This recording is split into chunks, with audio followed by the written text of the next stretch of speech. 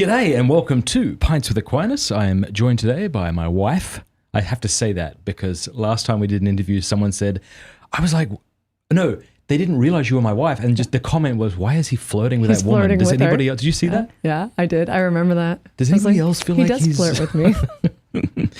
So my wife. I appreciate your flirting. Yeah. Yeah. Good. How are you? Good. How are you? Slancha. Slancha. That was nice. It was a good sound. You know what I'm going to say?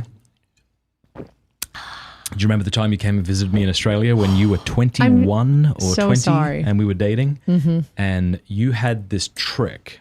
What was the trick again? Okay, so at the time I was more of a Texas girl, right? Uh-huh. So when you go to parties in Texas, one of the party tricks is you take a beer bottle and just tap the other person's. You go like that and you tap down and their beer fizzles up. Yeah. And I was excited to show you and your friends it. You were trying to kind of impress my friends a little bit, right? A little bit, or at least if you weren't trying to impress them, you were probably not trying to make yourself look silly. Right. No, I was probably trying to impress them and I tapped it, but I tapped it too hard. So my friend Gareth just had a shattered beer bottle in his hand. Like, yeah, that's my girlfriend. She's really great. I'm so sorry about the beer. I'm so sorry. It did not go well. When it just fizzles, it's fun because then the person drinks it and everybody giggles, whatever. It's not a big deal. We have a photo of that somewhere. I think you're right. You know what's crazy is how many photos we're going to lose over the course of history. Not just photos that were in paper, because they actually might be more secure than digital photos. I'm talking about digital photos that you never uploaded or you never saved somewhere and you got a new computer and it didn't somehow transfer over because we're old and don't know enough about how to do that. And well, and those ones too, those photos were they digital? That's a good question. No, they weren't digital. No. We had to go. It was a digital camera, but you had to get it processed still, I think. Yes. Yeah. We had to go to Walgreens or CVS or whatever. 18 years, babe. This month. I say that because people must be thinking, how old are they? Yeah. They look great. They're young. You look great. But yeah, 18 years. You look great. This month. Yeah. And we age unlike the Everetts. Who's Jason Everett? Yeah. Jason and Kristalina never age. Yeah. They both look terrific. They have super genes where they've just... I think God wanted them to speak about chastity for as long as possible and needed them to look young. I think they probably aged till they were 30 and then that was it. They just look the exact same since they were 30. Yeah, he didn't need that for me. He's like, YouTube, no, you can go to whatever. You guys could look old. No big deal. Okay, so before we get started, today we're going to be talking about our 5 months that we spent in Europe, traveling all over 6 months. Okay, good. In Europe, what that was like, all the different countries we went to. We're going to talk a bit about your carnivore journey since everybody's thoroughly interested. And then we're going to take questions from our local supporters and from super chatters. I want to invite you, if you're watching right now, to please consider helping us by becoming an annual supporter over at mattfradd.locals.com. When you do that, you get a free Pints with Aquinas beer stein, which will ship to you. You just have to pay shipping, but we pay for the stein. We'll ship you our quarterly newspaper that we produce. We'll even pay shipping for that one no matter where in the world you live. And you get access to a whole bunch of free material that we do. For example, I've got Jonathan Rumi on Saturday. That'll be live to local supporters and it'll go to YouTube in a couple of weeks. You get access to early episodes. Ed Fazer just recorded a 5-part video series on this is a couple of years ago actually, but people don't know about it. 5 ways of Thomas Aquinas. So we have courses on there that you can get access to. And it's a great community. And I usually do a morning podcast just for local supporters. So please consider becoming an annual supporter over at mattfradd.locals.com because we need to pay people. We need new equipment. We need to pay guests. So we'd really appreciate your help. Thank you very much. So last night, I've been watching The Chosen with Peter, just one episode a night. And I told him that I was going to get to meet Jonathan Rumi, hopefully. Yeah, I don't know, but of course. Hopefully at the Hallow conference. It'd be weird if I didn't let you come to the interview.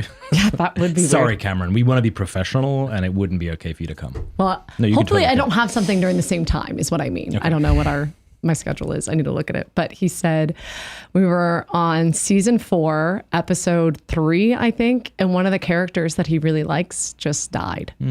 And it's this couple that's in love. Jesus has kind of already given them his blessing, whatever. And the man's holding her hand and a guard turns around and sword straight through her, right? She falls, dies.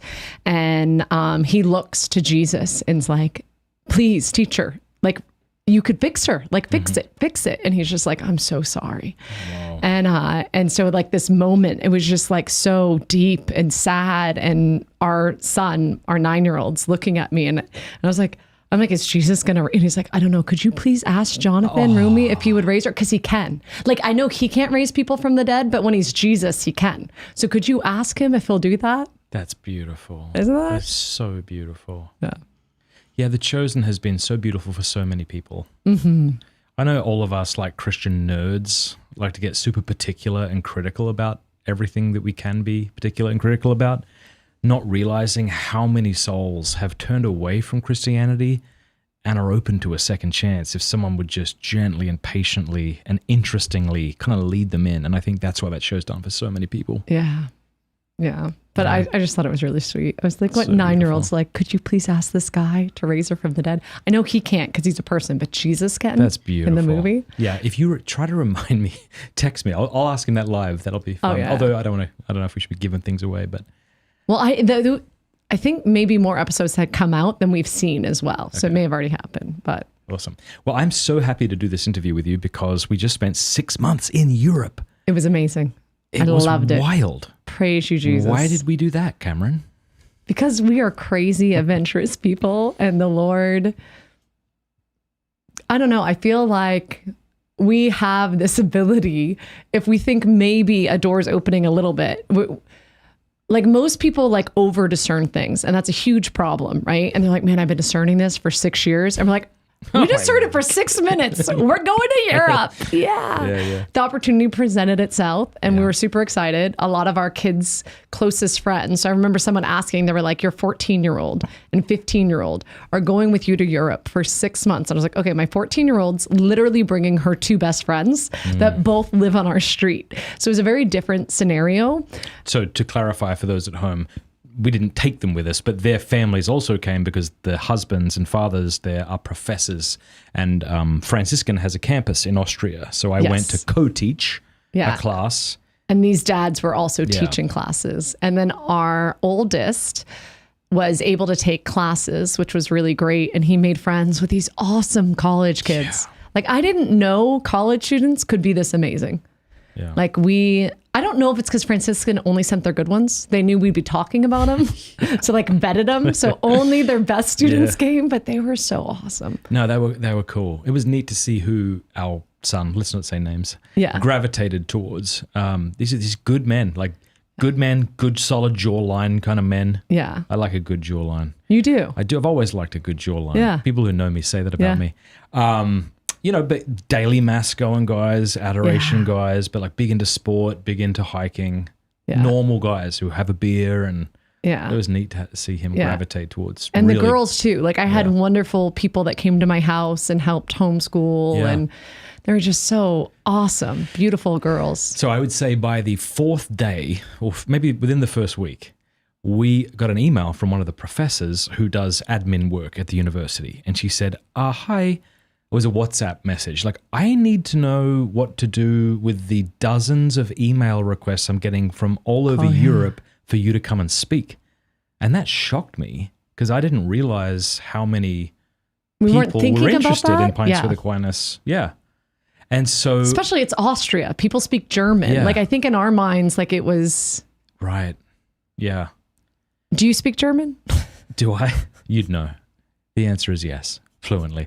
So I think at first we didn't know what to think. And then I think I said to you, all right, we can do it if you book everything.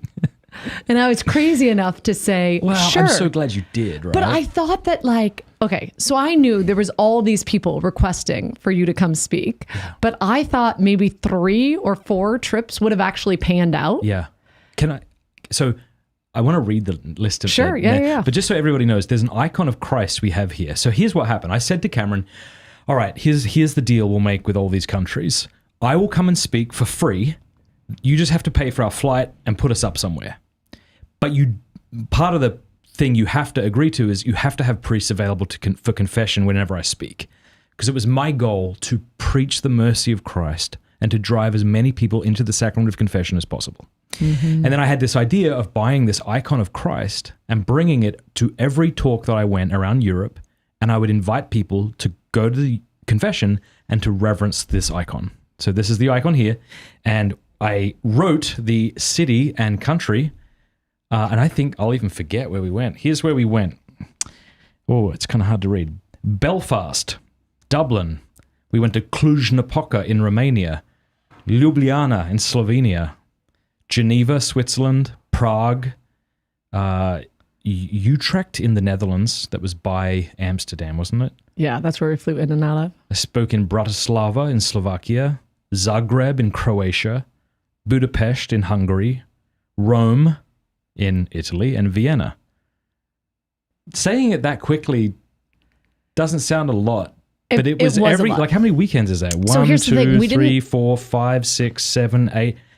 That was 11 weekends when you put it that way. There was a lot of... And it was in like 3 months. So we were there for 6 months, but we didn't start traveling until way later. So it was almost every weekend we were in another country. Like we had to figure out, wait, what's the currency here? Wait, where are we? And sometimes some of them we drove to. So it was like...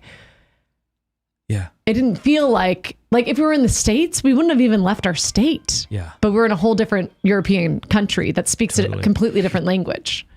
Yeah. And has different... And I think, was this after I came back from my interview with Peterson? Is that when I think that's what happened. Did we do Ireland before Peterson? No. Yes. Okay. So we did Ireland before. Yeah. And then we went to Transylvania after. Yes. Which we didn't know was a place outside of the book Dracula.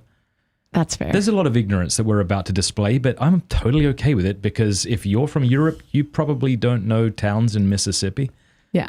Or Western Australia either, you know. Yeah. But like, I didn't know Slovenia was a country. I didn't either. I felt really bad. It definitely beat my expectations because my expectations were non-existence. And it was one of our favorite countries. It was amazing. It was so beautiful. So let's go. Oh, and then also expectations. I thought I was communicating with a woman. The name. That's right. What was it? It's Father Matthew, but in Slovenia. All the names do you remember in his name? Slovenia was so difficult to pronounce. Even the name, it's not Ljubljana. They kept saying it's Ljubljana. And every name was like that. And I screwed every single one of them up. Yeah. And this was one of the countries that translated my book into Slovenian. And so I had a long line of people sign. I was signing, so they would say, "My name is," and I'm like, "Okay, could you spell it, please?" Yeah.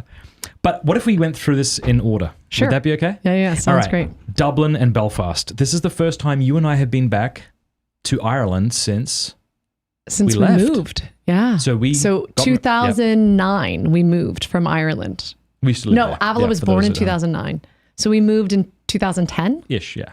Okay, 2010-ish. Yeah. But yeah, I haven't been back at all. Have you been back at all? No. Yeah, neither of us have been back. And then we went back as a family. Yeah. Minus one child, which was sad. But yeah, it was... It was healing, wasn't it? I think so. I think it was very healing. It was really beautiful. I was really inspired by the Irish faithful people. Me too. So when we first went to Ireland, it was 2004, and we were there as Catholic missionaries. And do you remember that one retreat? And it kind of pulls in because the retreat that Sister Susan couldn't get priests to hear confessions, and this one like, fine, I'll come, but I'm only going for 3 minutes, and when no one goes, do you remember this? Yes, I do.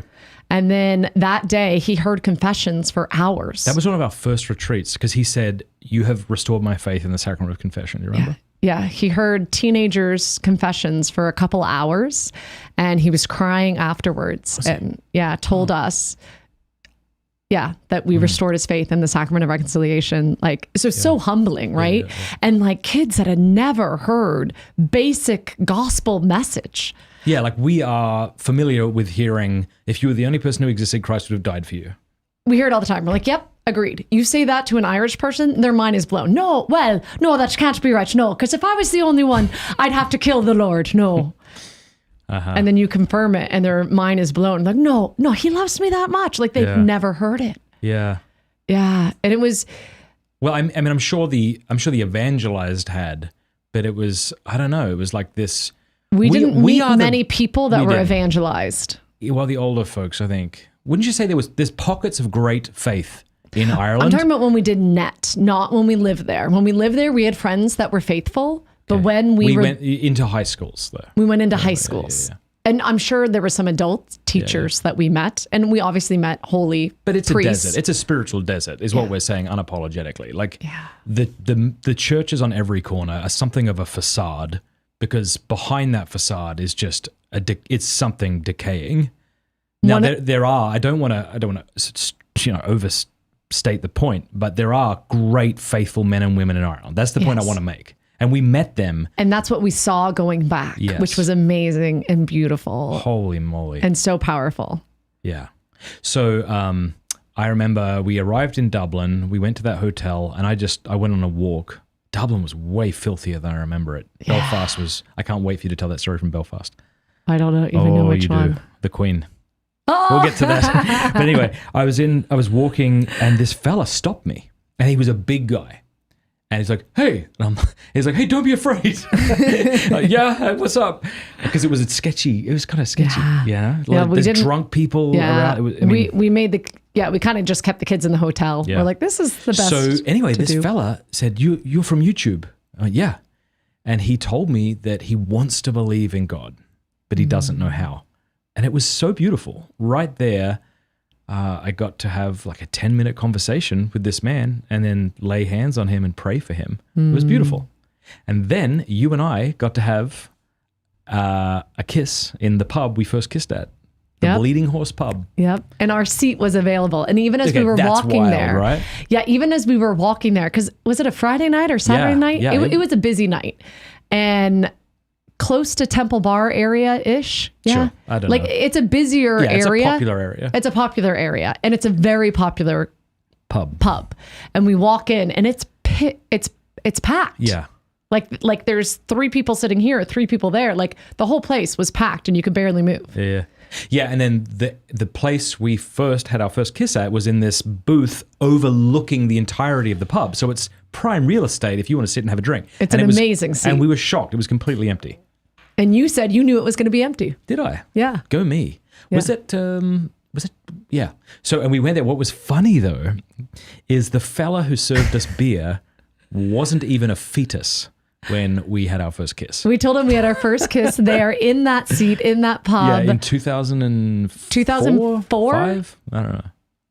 Yeah, it was December 2004. And he's like, wow, I was born 2000. Yeah, I wasn't even alive. 6 or whatever it was. No one asked you, Seamus. Shut your face, Seamus. We don't even care. Yeah, like our relationship's older than that guy. Isn't that wild? I'm sure he's a very nice guy. I didn't mean anything by that. Yeah. So then we went to Belfast. I was shocked at how the people in Belfast, it was who were they? The Legion of Mary who had us out? Legion of Mary. Such so beautiful generous, beautiful. A deacon let us stay in his house. Yeah. And he went and stayed, I think, at a priest's rectory, but like just gave our family his house. Yeah. Another amazing man gave us his car to drive around while we were in Ireland. Oh, he was so kind. Like for our family to use, like just so generous. And then I remember they had plans for us. We were kept busy. Yeah. It was so wild. Like what an adventure. You know, I'm like on the back roads of Ireland. We're peeling around these thin, narrow streets in the dark, in the rain. And we went to this fella's house, and there's a group of families just on the outskirts of Belfast who are, you know, establishing something of a homeschool community, Catholic community. And they were also cool and normal and funny. So funny. Irish people are so funny. And I forgot how understated. Yes. Give the example. Yeah, so the example was when he said, is everything okay there, Josiah? Okay. Otherwise, I'm anxious thinking that the entire film has stopped. No, the funny thing was they invited me to speak in Belfast, and I spoke at the Titanic Hotel. And I said, is that anything to brag about? You know, given the fate of the Titanic. And he said, well, like we say in Belfast, it was all right when it left Belfast. That kind Meaning the Titanic was perfect. It was totally fine, but it left Belfast. Yeah, it wasn't our fault. But there's the understated Irish humor is just hilarious. So that was amazing. And that That was a blessed night. It was. Oh, your talk Confessions was were, amazing. Yeah, packed. Thank God. Oh, it was a horrible day for us personally. Was it? Do you not remember? Not really. I was an emotional wreck. Oh, yeah. And we ended up getting there later because I was going to maybe get on a plane and fly back here. Oh, because of something. Yeah, we don't need to get into it, but it was That's right. a lot of spiritual attack in the whole night. Like, you're telling jokes. Like, I was seeing people that I hadn't seen in years, and I looked like I was about to cry because I was dealing with a lot of stuff. A lot of really personal things very close to my heart. And I was bawling before your talk. I was bawling after it. And then I'm seeing people, like, there's normal people that I've never met before that want to meet me. And I'm like, hi. And then you're like telling a talk. And I'm sure for moments, everyone else is laughing. And I'm like, like, I've never looked so angry or upset in my life.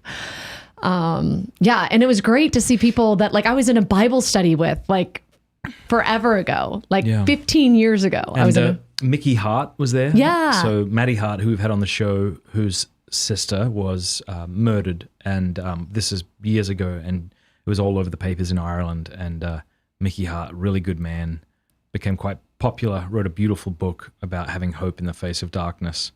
It was such an honor to have him there. It was great to meet him. Yeah. All right. Anything else about Ireland? It was lovely to reminisce with old friends. The Foys, who we love. Yeah. We were on their podcast. I forget the name of it, but I can't remember either. But if you Google Foys in Ireland, I'm sure it'll come up. All right. Yeah. I also can I tell a little story about Father Rory Brady? Oh yeah. So this holy priest that we love, forever ago when we did NET in 2004, wanted to enroll all of us in the scapular, and you were a good champion and you let him enroll you, and many others are like, yes, scapular. And I just wasn't interested. She's like, I don't like being told what to do. Thank you. I'm American, so no, thank you. I'm like, no, I don't know who you are. Weird. I don't want to be part of this. Don't want to do it. Exactly. I don't want to wear your tea bag. Thanks, but no thanks. And he was just a beautiful, holy man. And we became friends with him when we lived there. Yeah. And we found ourselves in really hard situations, and he was always our go-to phone call. He would hear someone's confession that, people in dire, horrible situations, he would come to the rescue and not, I won't say because I don't want to embarrass him, but he came to our rescue multiple times and our teens' rescue and other people. He's a good holy man. Yeah. But this time I gave him a scapular. Which I thought was like full circle. Because that cool woman gave us one. Yes, a really cool woman made these beautiful scapulars, and I'm sorry I didn't keep mine. I gave it to Father, but it was great. Right. Yeah, Ireland was... Cluj-Napoca in Romania. Good. That was one of our absolute highlights. What a beautiful country. Yeah, go. Why are you doing that? No, I was just... That's it. Now, depending on whether you happen to live in Hungary, you might dispute where Transylvania should be said to reside. I learned that. That's why I made the face. I was like, are we saying Romania or are we saying Transylvania? Because you said we're in Transylvania in Romania, which is technically now true, and yet someone's like, well, actually, and then I, who know nothing at all, decided to die on that hill on Instagram. I don't know anything about this, but this is clearly not going to stop me. And I met that guy, and he was so kind. And I'm like, I'm sorry, I'm an idiot. But no, we just didn't know. Yeah. I mean, honestly, Transylvania to us, all we knew was... Well, I've said to you, I love these more Eastern countries because they seem less prim and proper than the more Western European affluent We got countries. into the airport. There was no lights. A security guy, you handed him all 6 of our passports. He looked at like 2 and was like, yeah, that'll do. Like, you all seem like you're together. Yeah, There's no... Yeah. No customs, no. Yeah. And sister was with us. We had a beautiful Franciscan TOR sister with us. And I don't know how she would have gotten to where she needed to go without the guy that was picking us up. She didn't speak a lick of the language. She didn't have a phone. That woman who hosted us was so beautiful and so helpful and scheduled us all over Romania. And I was shocked. I think she's the Romanian Melanie. Yeah. I think what shocked us and in a way made us sad is that English is so prominent in big cities all over Europe. Yeah. And that's kind of nice if you speak English, but it's kind of sad because culture and language are tied. And I wonder if in 50 years, English might just be I don't think we saw it as much in Romania, though. Romania felt like such a different country. Yeah, but the fact that they would let me give a talk in English, and they still had a bunch of people with headsets on. There was a translator for sure. Yeah. But I would say more people than not understood English there. No? Romania is the only place where I gave a talk that they definitely did not understand. I had a woman, they didn't understand a word I said. At all. No, it was Like, it was she such a pretty. different experience. Yeah. And I had a woman afterwards that was like crying and talking to me. I couldn't get a word. right. Like she didn't speak a word of English. And so someone else is trying to translate, but like you're trying to like receive their heart and hug them and like, but it was so hard, especially she was emotional. So she's talking fast and then they're like filling me in more later. And yeah, no, I definitely experienced language barriers there. Not with the people we were hanging out with. The people that were hosting us were amazing and wonderful, but yeah, for other people.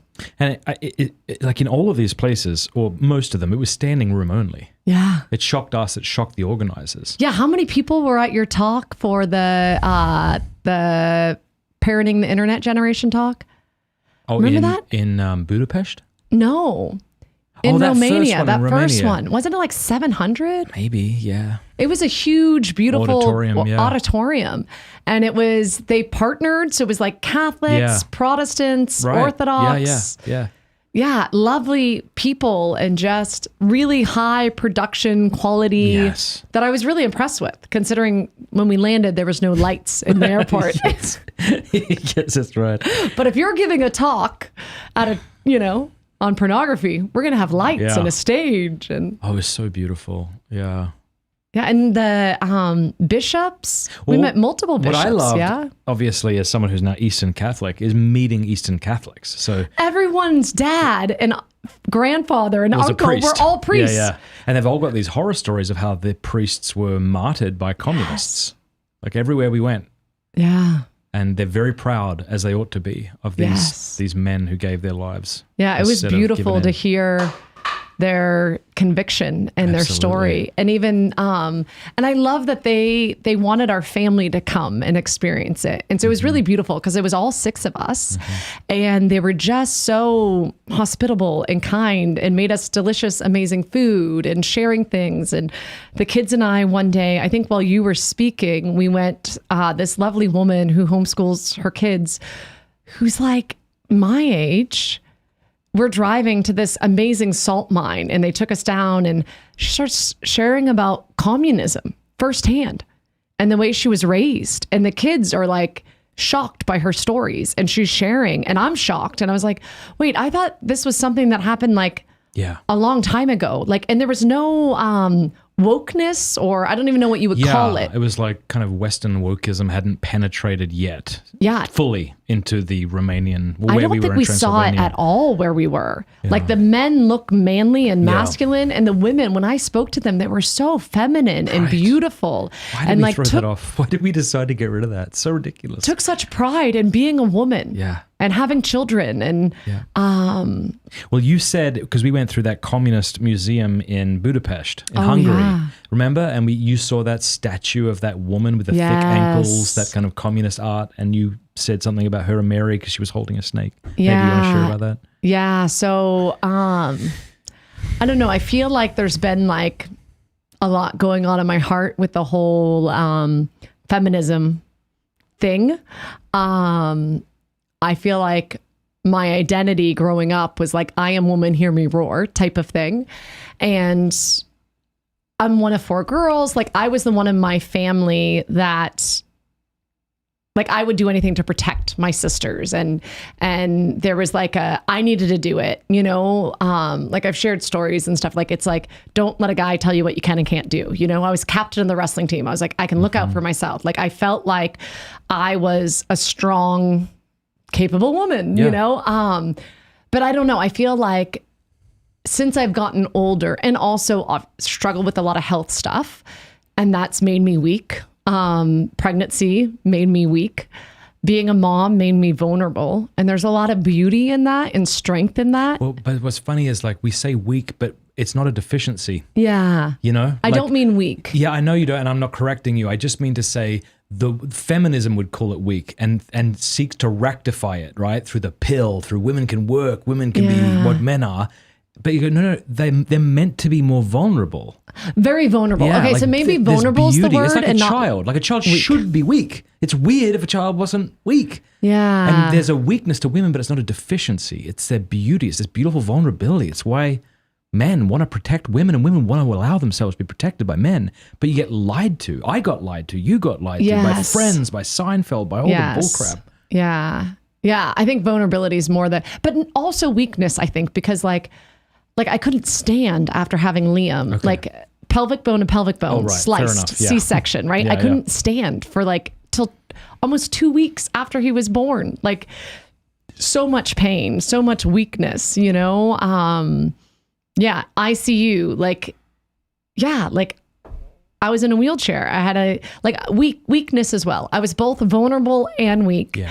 And I feel like the Lord's had me on this journey, and I feel like I've learned that there's strength in that vulnerability, and it's like more beautiful and way more feminine and way more powerful than what I thought was I am woman, hear me roar. And then Carrie Gress, who we've had on the show about feminism. Yeah. Like after talking to her, reading her book, I was like, yes, like that resonated more with me. And I don't know, when we were in, and then just dealing a lot with, like realizing in my vulnerability and when I feel weak, like Christ is that much stronger and I can rely on him, but like having I don't know if it's a comfortability. I don't know what the word is that I'm looking for, but like being more okay with the, not having a fake guard and shield, like somehow trying to let that down. Cause I put it up often, you know, what do you do? My, You're what are they, the Wonder Woman cuffs? When we get into an argument and I bring up a legitimate objection, you're like, kabam! Fire it back at you. I'm sorry. No, don't be. You're beautiful. I think, this is something I've said before. I'm going to say a lot. And I wonder if you agree with my assessment that marriage is like Birkenstocks in that it molds to our dysfunctions. Because a chiropractor will tell you they're actually not necessarily good for you. If you're standing weird, the shoe doesn't correct the weird standing, the dysfunctional standing. It just molds to you, so it feels more comfortable, but that doesn't mean you're walking well. Yeah. I think when we got married, and when everybody gets married probably, there's this dysfunction in the relationship. Yes. And marriage just like, it abhors a vacuum, and it just wraps around that. Yeah. So for example, I think for me, I was raised in a kind of a feminine sort of way in that, I would dump my emotions on you. I think I didn't kind of like bear the burden of our family well. And you grew up in a family where you felt you had to fix everyone, right? So it was the perfect storm. Yeah. It was like, here's my emotional mess, which I'm free to dump on you because I didn't carry it like a man. And you didn't have the freedom to be feminine in that sense because you felt like you had to fix me. And you kind of did, right? And so there was like this weird dance that worked until it didn't. Mm-hmm. Do you agree with this so far? Yeah, absolutely. And what I think is, as I've become more masculine, and we both have a lot of growing to do. We all do. Neither of us are perfect, eh? But as I've, I think stepped in and showed you, I love you and I'm here for you, and I'm not. You can dump on me. I can receive you. My being masculine has allowed you to be more feminine. Yes, agreed. Now, I think it's true that a man could use his masculinity to dominate a woman, and the woman could take advantage of the man's masculinity and be manipulative. So I'm not saying it's always the case that when a man is masculine, a woman will be feminine, but I think in our situation, it really has become like that more and more. Yeah, and it's allowed. And at first, just to wrap this up, at first it felt like our relationship was breaking. Yeah. It was scary as hell. Yeah. But what was happening is our ankles, to use the analogy, were being readjusted. And at first we're like, what the frig? What the frig? And then don't you think of these last few years, there's been this new freedom in our marriage? Yeah. So speak to that if you want. Yeah, I think especially, and then I naturally would stay too busy to look at the stuff. And so it helped out that you were traveling or doing whatever else. And it was like, no, I can do it all. And so I did it all until I completely broke and couldn't do anything. And I think there was that. And then I think I also, through leaning into the suffering and the pain and the, Yeah, like the letting it be okay that you weren't okay. Like that was really hard for me. Like, and choosing times where it's like, okay, this is him. Like he's going through something and I need to let him be, but I'm not going to try to fix it. Mm-hmm. Like I'm not going to react. I'm going to. Yeah. And me childishly feeling unloved by that. Yeah. Which was wrong, right? I'm agreeing that you did the right thing. Yeah, but in the time, just like it hurt you to not know how to go in, it hurt me. Like, why is she pulling away? Yeah. It felt like we weren't loving each other, but it was us trying to learn how to love each other properly and correctly, which was really hard and painful. And I'm grateful that we had beautiful, holy. You know, I think if someone writes a story about your life one day, they won't have to exaggerate to make it, to show the work God is doing in your life. You know, like I'm not going to flatter you and tell you you're perfect because neither of us are perfect. We're both wretched. But like the work that God has done in your life, like it's beautiful. Like one of the things, if you don't mind me sharing, and you give me eye contact if you want me to stop, but one of the things, you know, you went through was, because if we like this kind of like, I need to control everything. Everything has to, I need to fix everything. I'm in, you know, because of your growing up. Talk about the spiritual warfare when you were invited to let go. Do you remember? Like you sharing with me, like if I let go, everything will.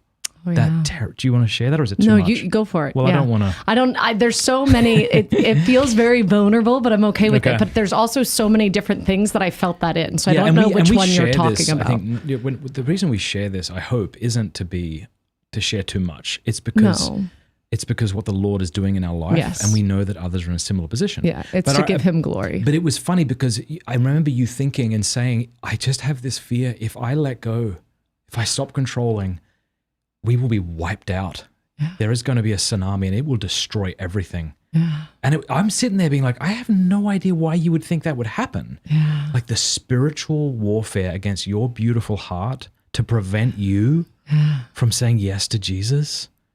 But then what was so cool, I think, is when God gave me the grace to step up and like take care of you, you felt the freedom to go, okay, maybe I can. And then when you would let go, I know I didn't always do great, but the times that I was able to step there and be strong, you had more freedom to let go, right? Mm-hmm. Yeah, oh, absolutely. Oh my gosh, how beautiful was that? How scary was that? So scary, yeah. Yeah, because it felt like everybody was going to drown. Everyone. Like you, the kids. Yeah, like, we'll all die. Like it was so dire. It was, feeling we will all die. Yeah. Like, and even like... And I think you probably... Sorry. No, go ahead. You probably knew that was irrational, but it felt very real. The feeling was real. It felt really everything real. Will be washed I feel away. like it's when you're trying to keep cans in a worms in a can. Yeah. Dyslexia's kick it in. There you go. When you're trying to do that and you're trying with all of your might and you're like, you don't understand, if I pick up my hand, it's going to explode, right? Like, and I felt like there was an atomic bomb that was going to go off in our world and everything would be ruined if I gave an inch. So I was clutching and holding. And like the only way to be well was to now remain in the dysfunctions that the Lord gave us the light to see. Because before we didn't know they were dysfunctions. Yes. And so we weren't culpable for them. Yes. Now the Lord shed light. We knew they were dysfunctions and now we couldn't let go. I can't let go. Yeah. And do you remember that time? We should just give a big shout out, as always, to Bob Schutz, Dr. Bob Schutz, because he's really the one who helped lead us through this. He was our Gandalf, I think, in many ways. But do you remember you and I were sitting over there and we were having a spiritual kind of prayer time with Bob, and you, like, he's digging deep into my heart, and you're sitting there, and I probably swore at him. I'm like, if this is fake, if this doesn't work and this is bullshit, if this is just some weird spiritual charismatic crap, I will hate you forever. I was just so raw. And he was like, no, that's good. That's what I want. I'm like, you Yeah, it was beautiful. It was so helpful. People who haven't gone through this may not understand this. No, but and I feel like even before that, like how long ago was it that I went on that Theology of the Body retreat with Christopher West? With Elisa? Yeah. 3 or 4 years ago? Really? I feel like it was longer than that. Oh, yeah, you're right, because it would have been before Steubenville. Yeah. Yeah, so maybe 5, 6? I don't know. Whenever it was. Okay. Like, that was really powerful, too. And I remember meeting with the priest there. He was a beautiful, holy, young guy that she couldn't get over. Our friend that went with me was Protestant. And and she's evangelical, and she said that she's like, I don't understand why this guy's like such a father. Like, I feel like he's like my dad, but he's younger than me. He's like 20. And I was like, oh yeah, that's spiritual fatherhood. Like, that's the gift of the priesthood, you know. And it was really beautiful. But I had a session where I was praying with him and looking at stuff, and I just felt like I was in a very, very dark place, and it felt scary to me, but the more I described it to him, and he was praying through things with me, and it was intense and really good. But it got to a point that I shared it, and he's like, I know where you are. And I was like, well, I don't. I just feel like it's dark, and it's like I was like void of emotion, void, like all this stuff. And he's like, and then as soon as he said it, I started crying because he was right. He's like, you're under Our Lady's mantle, you know, just like as a little kid hides under his mom's dress or her mom's dress to be safe, you know, and they're safe and they're okay. They see nothing. It's black under there, but there's like and I felt like it was like the calm before the storm that was like preparing me. And I think she helped prepare me, like, it's okay, to bring me to the, I don't know, all the other healing that needed to happen. But I think there's like a fighting it, and then being aware of it. So like, even going back to the ICU when I was dying, like, I knew that I was dying, and I was not okay with it. I was not at peace. You know, people that are like, your will, Lord, like whatever you want. I was not that person. I was like, you and I both know that he cannot handle this if I die. You cannot let me abandon Matt and the kids. They need me. Like, no, like I will not go. Like, you cannot take me. And the like fighting of it probably broke my body more, right? Probably made things way worse. But that versus this time, I don't know. I've had other times where I feel like I'm dying, but it's different. It's like I don't know. It's like being called and invited. Like, I almost feel more like Simon of Cyrene this go round, where it's, I don't know why I got chosen from the crowd to help him carry his cross, but it's an honor. And I want to do it. And it's beautiful. Wow. Right. And it's like seeing everything for like what it really is. Like when you're there with the cross and the pain and seeing like the tiny bit of pain that I have from the splinter or whatever, from the weight of it, is nothing compared. Like his is so much greater, so much worse. But you can like see all the people and like, you know, it's the people that are like, I don't know, saying mean things about you or whatever it is, judging you. And it's like, none of that matters. Like, it's all peripheral, and it's like, you're just locked in with him, and you're like, okay, I don't think, and it's only by his strength that you can take another step, you know, like, yeah. And like trying to ask him in the process, and sometimes not even having the words in the process, like, what is this? Like, how can I do it? And, yeah, just, I don't know. There's something about, to go back to the woman. So there was this, statue. Oh yeah. The communist woman. Yeah. The communist woman. Statue. Mm-hmm. And she is strong. She has broad shoulders. I feel like she's like my wrestling picture from my senior year when I didn't have a neck, you know, just solid block. Yeah. Huge ankles. I never had big ankles, but I had a really big neck. That's fair. Did you know that before I pointed it out? I think so. I saw a photo. I'm like, where's your neck? I did wrestling drills to like build up my neck muscles. Man. So glad our daughters don't do that. Continue. Anyhow, but that like strength and like putting on like the headgear, like the wrestling, like after. So I have a photo. I have a photo of me. I think it was in the paper after I won a wrestling match, and the ref like pulled my arm up, and I didn't have a neck, and my hair is back. Look beautiful. I had my headgear on, and it was like, and like I had like a really masculine looking face, but it was like, and I loved the photo. I was like, yes, look, I was strong. And now I cringe at the photo. I haven't seen it. I'm sure it's at my mom and dad's house. Please, no one look on the internet for this photo. But this newspaper clipping, my mom cut it out and like put it up in my room. And I felt like, like that was something to be proud of. Right. And I saw this communist woman and I just like almost wanted to vomit in my throat. I think because part of it resonated with me. Like I looked like, oh gosh, that's what I wanted to be like. Like I thought that was true freedom. And she had a snake in her hand and she's holding it up like this, like I killed the snake. The anti-Mary. And then we saw a beautiful, in another church, I think it was, what was the cathedral there in Budapest? Oh, St. Peter's, St. Simon's? I don't know. Maybe you can look it up, Josiah. Gorgeous church. Yeah. And there was a statue of Our Lady there that was so beautiful. And she wasn't trying. The communist woman was trying so hard and was like, and Our Lady just simply was being. Yeah. And she was just standing there and standing on the serpent, and the serpent's dead. The one, I guarantee you, the one in the hand of that communist chick was fighting and still trying to get her. And she's like, I've got you. But Mary's was dead. She crushed the head just by standing there and being her. It's like that gorgeous painting in that museum in Vienna of St. Michael that I love.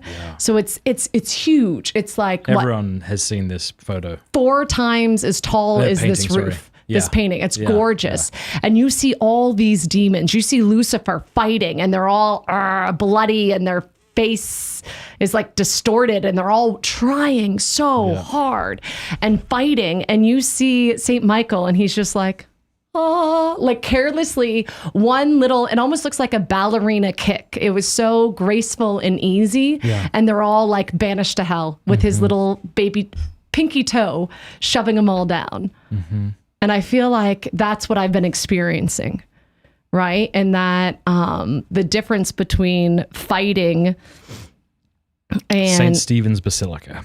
Okay. That's what it was. Okay. In St. Stephen's Basilica. Just beautiful. And so that contrast. Contrast was Can massive. I talk about something else we saw in Budapest that was terrifying? Sure. And it was by St. Peter's. I don't know if we want to bring this up, but it might kind of fit into what we're talking about right now with femininity. Sure. We saw a... her. Gosh. Yeah, I don't even know how to communicate it. Oh, this poor woman who did not know her worth. So there's a woman who had had plastic surgery, but to the absolute extreme. Her breasts actually looked like beach balls. I don't mean beach balls like, hey, they were big. I mean, no, they were actually... beach ball size. She couldn't put a man's shirt on. So she's my size or maybe smaller. Like she was a thin woman, but she couldn't have put a man's extra large shirt on her. And her lips looked mutilated with the amount of surgeries. Like, they were huge. Like, believe me when I say it wasn't Joker-ish. attractive. It's almost like someone took Pamela Anderson at her prime and said, now make a like mockery of that. 25% bigger, everything. It was so, and what happened, do you remember? Yeah. Every single person around us, the waiting staff, stopped. And because it was outside dining, right? They were walking outside and they were looking at her and they were all laughing. Like to themselves, they weren't being mean, but it was so shocking. I couldn't get it out of my head. Yeah. And she's with this, fella in his 60s or something, and I don't know what he thought. And it broke my heart because this beautiful woman is a woman who Christ died for. And she doesn't believe she's beautiful. Like anybody who mutilates themselves to in their own mind make themselves attractive to somebody else. Yeah. And like even Jason Everett used to have like a Barbie doll and talk about if this was in real life, this woman was even, her bum was bigger, her chest was bigger. It just broke your heart. If it was a joke, like if it was a comical thing because they were trying to, it was like someone was trying to show the absurdity of plastic surgery. If that was the case, it would have actually been hilarious. Right, but it wasn't. It was this poor woman's life. Like she couldn't sleep on her stomach. No, I don't know how she or exists. her back. Like I don't know how she sits in a car. Like I don't know either. Why do I bring that up? I just think. Well, and then 30 minutes later, the hostess and the server were like giggling. That's what and it I was said, like, yeah. They're still talking about it. Yeah, you're right. Yeah. Like, no, that's what I meant. It wasn't like shocking at first and then everyone moved on. People couldn't get over it. Yeah, even after she was long gone and we couldn't see her. The point is, I think every one of us desires to be desired, desires to be found desirable, desires to be like at our core received and accepted. We want to be not just accepted, we want to be seen for who we are and that be accepted. That's what we really want. Yeah. But what we're afraid of is that we're actually not acceptable. Yeah. And so I have to put up defenses, which is what that was. Yeah. Yeah. So that I will be wanted. Yeah. God. And I feel like countries that we went to, like Romania, Budapest, Hungary, Austria as well, like a lot of those countries, bigger cities would be different, but most of the places where we were speaking, it was like they had intact, like women look like women and men look like men, you know? And like our girls loved in Austria putting on their, what do you call them? Trindle? Yeah. Something their like that. beautiful dresses and like all those countries had like pride in who they were as a people, but also in the masculine and the feminine. And so like I gave a talk to women, I think it was both Hungary.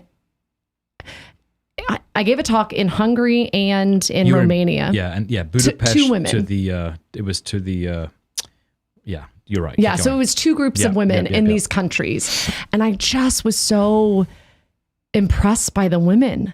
Like I've been giving talks and it was actually as I'm giving the talk or as I was about to give it, it was a very different, like there was a woman sitting down who led like an hour-long prayer thing. And so it was just a different setting anyhow. And I had to slow down a lot. You did too because of the language barrier. But it was like, I wasn't giving a talk to lost women that didn't know what it meant to be a woman. But they had, and it was like, please stay like this. I don't know how you're like this, but like you are going to be the beacon of the light for the rest of the world. So it would, like if I had given my normal talk, I would have felt like Matt Walsh in Africa. Yeah. Like they all thought he was crazy. Well, when he suggested what Americans think. Yes. Not because of what Matt actually believes, but the questions he was asking, they're like, you're off your head. What is a woman? We all know what a woman is, clearly. And I feel like in those countries, and I don't know if it's because they were persecuted for so long, or if just the woke ideology, gender confusion stuff hasn't entered in. I don't know, but were you also surprised by that? No. I don't know. Maybe it depends on the country, I suppose. Okay. Do you remember how shocked we were at how beautiful everyone was in Slovenia? Yes. And how upset we were that Melania Trump didn't tell us that she was going to not be there? I know. She wasn't even there. And we went by the hotel that Trump proposed to her. Come on. Yes. At Lake Bleed. Yeah, Lake Bleed. Yeah. It was beautiful. All the people there were so friendly. And I think it also was like... But you remember all the women were gorgeous and all the men were short? And we were like, what is happening? Not all the men. Father was tall, certain men, but all the women were beautiful. Yeah. It was very odd. Kind of weird. Yeah. Like, yeah. Yeah.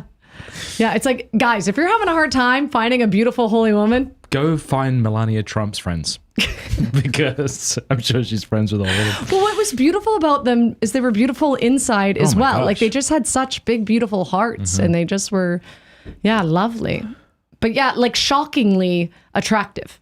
Like even as a woman, I'm like, wow. You're really good looking. Which when women come up to talk to me, I'm not often thinking that. As a fellow woman, I'm just like, okay. I'm like, whoa.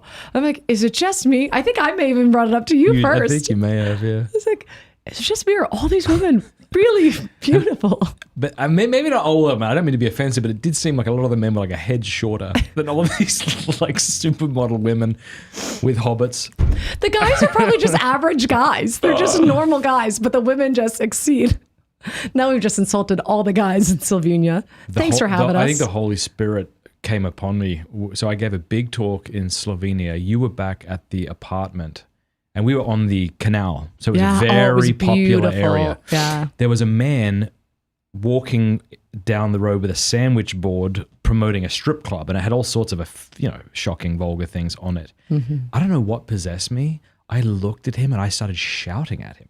What'd you say? Shame on you. You are despicable. Shame. Shame. don't know why I did that. Cool. What do you do? No, I'm super glad I did. He would have kicked the living crap out of me. He would have had to get out of the sandwich board first. So I would have. You knew you could run away. I knew while I he's could run away. He was a big guy. But I was just like, you should be ashamed. You are despicable. You walk down like attacking the purity of these men who are just out with their girlfriends or out on their own, and here you are leading them into the mouth of hell. You should be ashamed of yourself. But I was with the host, and I remember him like, okay, let's go. Father Matt, the big guy? No, well, he wasn't that big. He was bigger than you. Yeah. Maybe he just wasn't as big as the guy in the sandwich thing. No, but you're thinking, I think you think he's big because he reminded you of Gormley. Oh, and Gormley's a big guy, but I don't think he was a big guy. Anyway, it wasn't him. I think he was. Okay, well, it wasn't him. It was someone else. I also, when I was emailing him, thought he was a little woman. Yeah. So I'm like, oh, you're a priest and you're much bigger than I expected. Now, I know we run the risk of this becoming like us sharing our photos from our family vacation that no one cares about. Let's show everyone. It's good for us, so we remember later. Yeah, exactly. But what else should we talk about? I mean... All right, what place haven't we talked about yet? Oh, all of them. Well, do you want to talk about Geneva?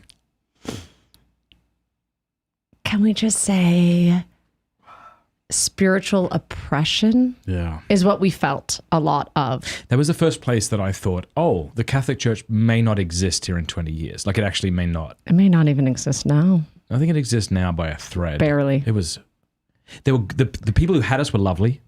Beautiful people. Yeah, but then the horror holy stories. Priest? Yeah, but from America.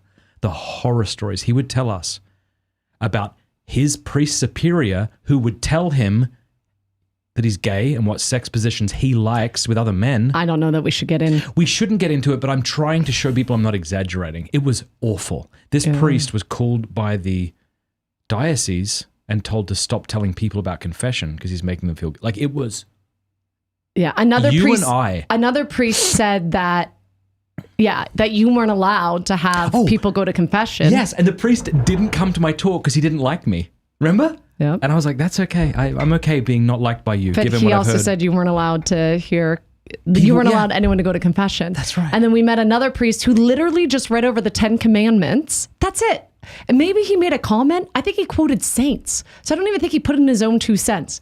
10 Commandments, saint quotes. And was like, if someone found out what I did, I'd be in so much trouble. But were there priests there that I asked to hear the confessions anyway? Yeah. Oh, yeah. Multiple priests. So there's at least 3 good priests. So we went against the diocesan priests and found other priests to hear the confessions at this place. Yeah. I think we had 3 priests that heard confessions, which were wonderful and amazing. It was wild.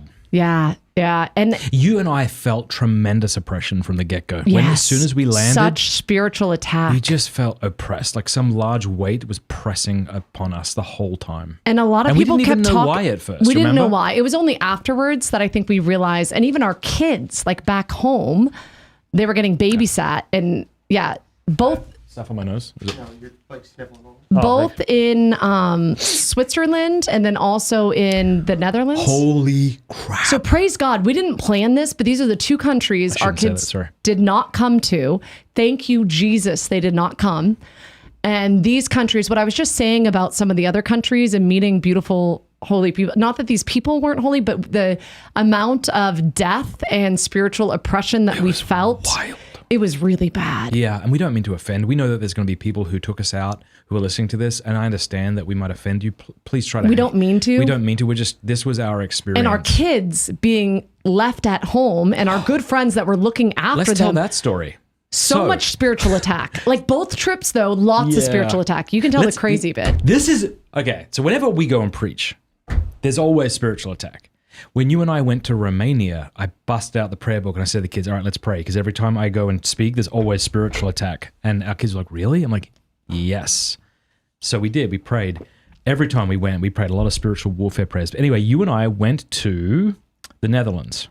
As soon as we arrived, we felt that same spirit. I was preaching at a church, and during that talk, our kids were at home, and what happened to them? They were in Austria. Okay, for those of you that have never been to Austria is really beautiful, really clean. Gorgeous. Like ridiculously clean, like perfect, crystal clear water. Like your friend's house and she's a neat freak. And you're like, why can't I make my house look like this? That's what every other country feels about Austria. Yes, exactly. And so this is like what you're going to hear is like, you think it would, and it's just extremely safe. Like six-year-olds can go to the grocery store by themselves. It's very safe. Where we were. We were in a very small country town. Yeah, not in the city. Our kids were out in a field full of flowers. That they play in every day. The university students are in all the time. Our kids are in all the time, except for when the farmers wouldn't let us be on it because they need to plow it. But very safe, totally fine. All of a sudden, as Matt's preaching, 4 kids, 2 are ours. One's a really good friend of ours, and one's another family that was just in town visiting. All 4 of them felt sick. So they go to walk back to the house. They can barely make it. They start falling over before they get back. And other kids meet up with them and they're like, what's wrong? And they are weeping. They are weeping, crying, feel like they're going to vomit, dizzy. They're seeing like 5-6 times things. Like nothing is adding up. Like my friend calls me and I'm like, well, get them in the shower. She's like, Cameron, you don't understand. I can't get them in the shower. Like they can't move. Like all 4 of them, like could barely open their eyes. Their eyes were completely bloodshot. There was like 10 paramedics that showed up. Yeah. Yeah. Like it was crazy scary. And the answer? Nobody knew what happened. It was a spur of the moment, extreme allergic attack. That's what we got. That all 4 of them happen to have at the exact same time. It certainly wasn't pesticide. And I don't think they were all smoking pot. We don't know what it was. Yeah. It definitely wasn't pot. No. Yes. Well, it may have been pot. No, these are, okay, so it was our 12-year-old, 9-year-old, another 9-year-old, and either an 8 or 9-year-old. And like awesome kids. Like, and there was nothing. Like even the older kids took the paramedics to the spot and was like, okay, maybe it's a poison fruit that they all ate at the exact same time. Like, it was nuts. It was so nuts. You remember it was how, insane. They were sick for the whole time we were there. 2 of them had to go to the hospital and get meds, and it was just insane. But I know for you, and then it kept hitting them even after we got back. It would be like they'd be fine for a day, and then it would hit them again. And that good priest, though, he led prayers of spiritual. He was lovely. And I felt better once. And so I didn't go to bed that night. I was up the whole night. But this beautiful priest wrote to me and said, and we're far, right? We were far from Austria. It wasn't like a 4-hour drive. We're in the Netherlands. Yeah, we're in the Netherlands. And he's like, I just want you to know if your kids need you, or like if the hospital thinks it's taken for it, call me and I'll drive you. Oh, I wish we knew his name. If you're watching right now and you're from the Netherlands, find this priest and tell him we love him and we're so grateful for him. Yes. We met so many people. I can't remember his name. He had a gray. He's part of that same order as that priest that, anyhow. Who we also forget. He's beautiful, beautiful holy priest, but it just helped my mama heart knowing. But yeah, you've got such a beautiful heart, right? Because I know that was excruciating for you. Gosh. It was so. It was funny, like in the morning, I'm like, good morning. And you're like, you slept? Yeah, I forgot what happened. I was up the entire night just praying and trying to get updates, and God bless. And my friend that was with the kids is amazing and wonderful. And I knew that she'd do all the same things I would do to help them. But it killed me that I couldn't get to them. Yeah. And that was the other thing. The last flight was like at the exact same time. And I couldn't be in Amsterdam at that time. And anyhow. Yeah, a lot of spiritual attack. Those 2 talks especially. Yeah. It was such an honor speaking in, where was I? In Slovakia. No, Croatia. Croatia. Oh, and Croatia. All were awesome. All were good. I went to Croatia. Anyway, standing room. It was, anyway. All right. It was terrific. Everything was terrific. It was beautiful meeting people in a part of the world that you would never think that your podcast would have such a massive impact on them. Yeah. It really makes you think. It really, really made me think, I got to take this way more seriously. Yeah. I mean, we all have to take ourselves more seriously, at the same time taking ourselves less seriously. I think it's good that you don't know the full impact. Like, I think it's good. I think it's easier to stay humble. I'm also deeply aware of how wretched I am too. Like, that helps. But you hold on to criticisms really well. And I'm like, no, that's a you problem. Yeah, when people criticize you, like, I'm pretty sure I'm excellent, actually. We joke that you and John Henry have similar personalities, right? Because you're both like, I'm pretty great, actually.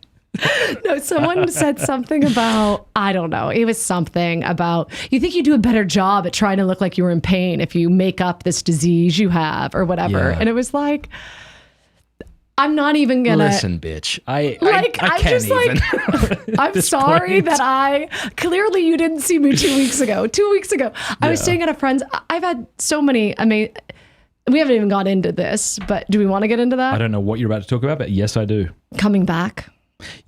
Well, I wanted, yeah. No, I sure. can put it off. Well, I wanted to. I love yeah. a line that a 4-year-old said to me. Okay. So he said, I ended up having to run away to a friend's house, and this 4-year-old, we just became friends, and he said to me, I had a really bad, I looked horrible, and he said to me, hey, you look a lot less scary than you did when you first got here. And I was like, thanks. And he's like, I mean, you still kind of look like a monster, but you really look like a monster then. That? And even then, you're like, "That's your problem." No, he was right. Yeah. But what I thought was so beautiful is we became friends. We Yeah. bonded, and he kept wanting to go out on the dock with me. Where is? Oh, because we came. Yeah, we'll get to that. And yeah, we'll get to it. But I love Yeah. like Yeah. I love that he still wanted to be my friend, even though I look like a monster. Yeah. Well, yeah. Well. Which was beautiful. I wasn't offended. So let's do that now then, because it might not make sense since we haven't. So here's what happened. We're in Austria. You being let's do the carnivore thing. Okay, then yeah, coming yeah, up. yeah. We can come back. How long have you been doing carnivore now for? I think 10 months. That is freaking crazy. and And it's not because I think it's cool. can we? Yeah. So, tell Okay. what you mean by that. So I've for 10 months now, I've only eaten meat, seafood, butter, Yeah. and eggs. Yeah. And I occasionally bring in dairy. So in Europe, I brought in dairy. I'm currently not doing any dairy. I'm just doing, when I got back, I was doing Lion's diet. So I was only doing ruminatory meat. So I was just eating beef and lamb and salt and water. That was it. And I said, if you had have told me when we got married that your wife one day would only eat meat, I would have thought you would definitely die. Right. Tell everyone about the interaction you had with the vegetarian. So I found this store in Florida that I love. I wish I knew the name of it because it's such a cool store. But basically you walk in and you know how you've heard like it's the healthiest if you just shop the perimeter of a store. The stuff in the middle is trying to kill you. It's full of all the bad oils, all the preservatives, all the genetically modified grains. So this store is literally just the outside. So you walk in and it's just fresh fruits, produce, vegetables, nut butters that are made there, fresh eggs. So that's one half of the store. The other half of the store is just every type of meat you can think of. Like I got so many different And some cuts. you didn't think of. I know Yeah. organs, Yeah. like all sorts of. Elk and But it goes like straight from the butcher to the shop. So it's a cool shop. So I made the mistake of going on a Saturday, which you were so kind to still let me go, but like you couldn't even find a car park. It was so, the store was so busy. So I went in, I let the kids grab like two or three fruits and vegetables. That's all we need. I'm like, we're here for the meat. And I loaded the cart up with all this meat and seafood. And I get in line and this guy's trying to cut in line and he's like, I'm sorry, I don't shop anything on this side. I won't cut you, but can I get behind you? I'm like, yeah, sure. I'm like, don't worry, I only shop on this side. And he kind of laughed and he's like, oh no, I see that you have some fruits and vegetables in there. I'm like, oh yeah, no, I don't eat that. And he's like, what do you mean you don't eat that? And I was like, I'm carnivore. I only eat meat and seafood. And he's like, I'm sorry, what? And so he's behind me. We're in line. So we're slowly walking up, but like we're going through this zigzag. It's like a line at the airport type of line because the store is so cool.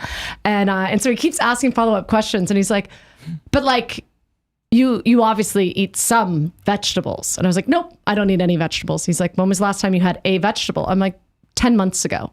He's like, well, you eat nuts and seeds. And I was like, nope, I don't have nuts or seeds. And he's like, I don't understand. it's like vitamins. Yeah. Like, do you take vitamins? Yeah. He's like, do you take vitamins? I'm like, nope. And he's like, you look like someone that eats healthy. And I was like, yeah, I do. Believe it or not, beef is like cured my body. Like I used to be really unhealthy before. Like I ate really healthy, but my body was falling apart. And I think beef is slowly healing my body.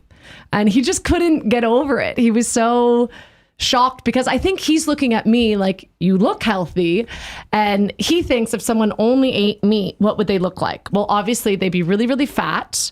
They look like they're about to have a heart attack and they'd be like sweating profusely all the Yeah. time, I Yeah. guess. I don't know. Yeah, it is wild. And he just couldn't Well, get over it. What's crazy too, love, is that you've become increasingly intense. I mean, we got to a point in Austria where you were now eating not just medium rare steak, but you would go into the freezer, pull out meat, cut it, and eat raw beef. Tell people about Okay. this. So this is the thing. In fairness to me. In France, beef tartare is a delicacy and it's lovely. I basically was having beef tartare, but I didn't add in the peppers and onions and garlic. Yeah.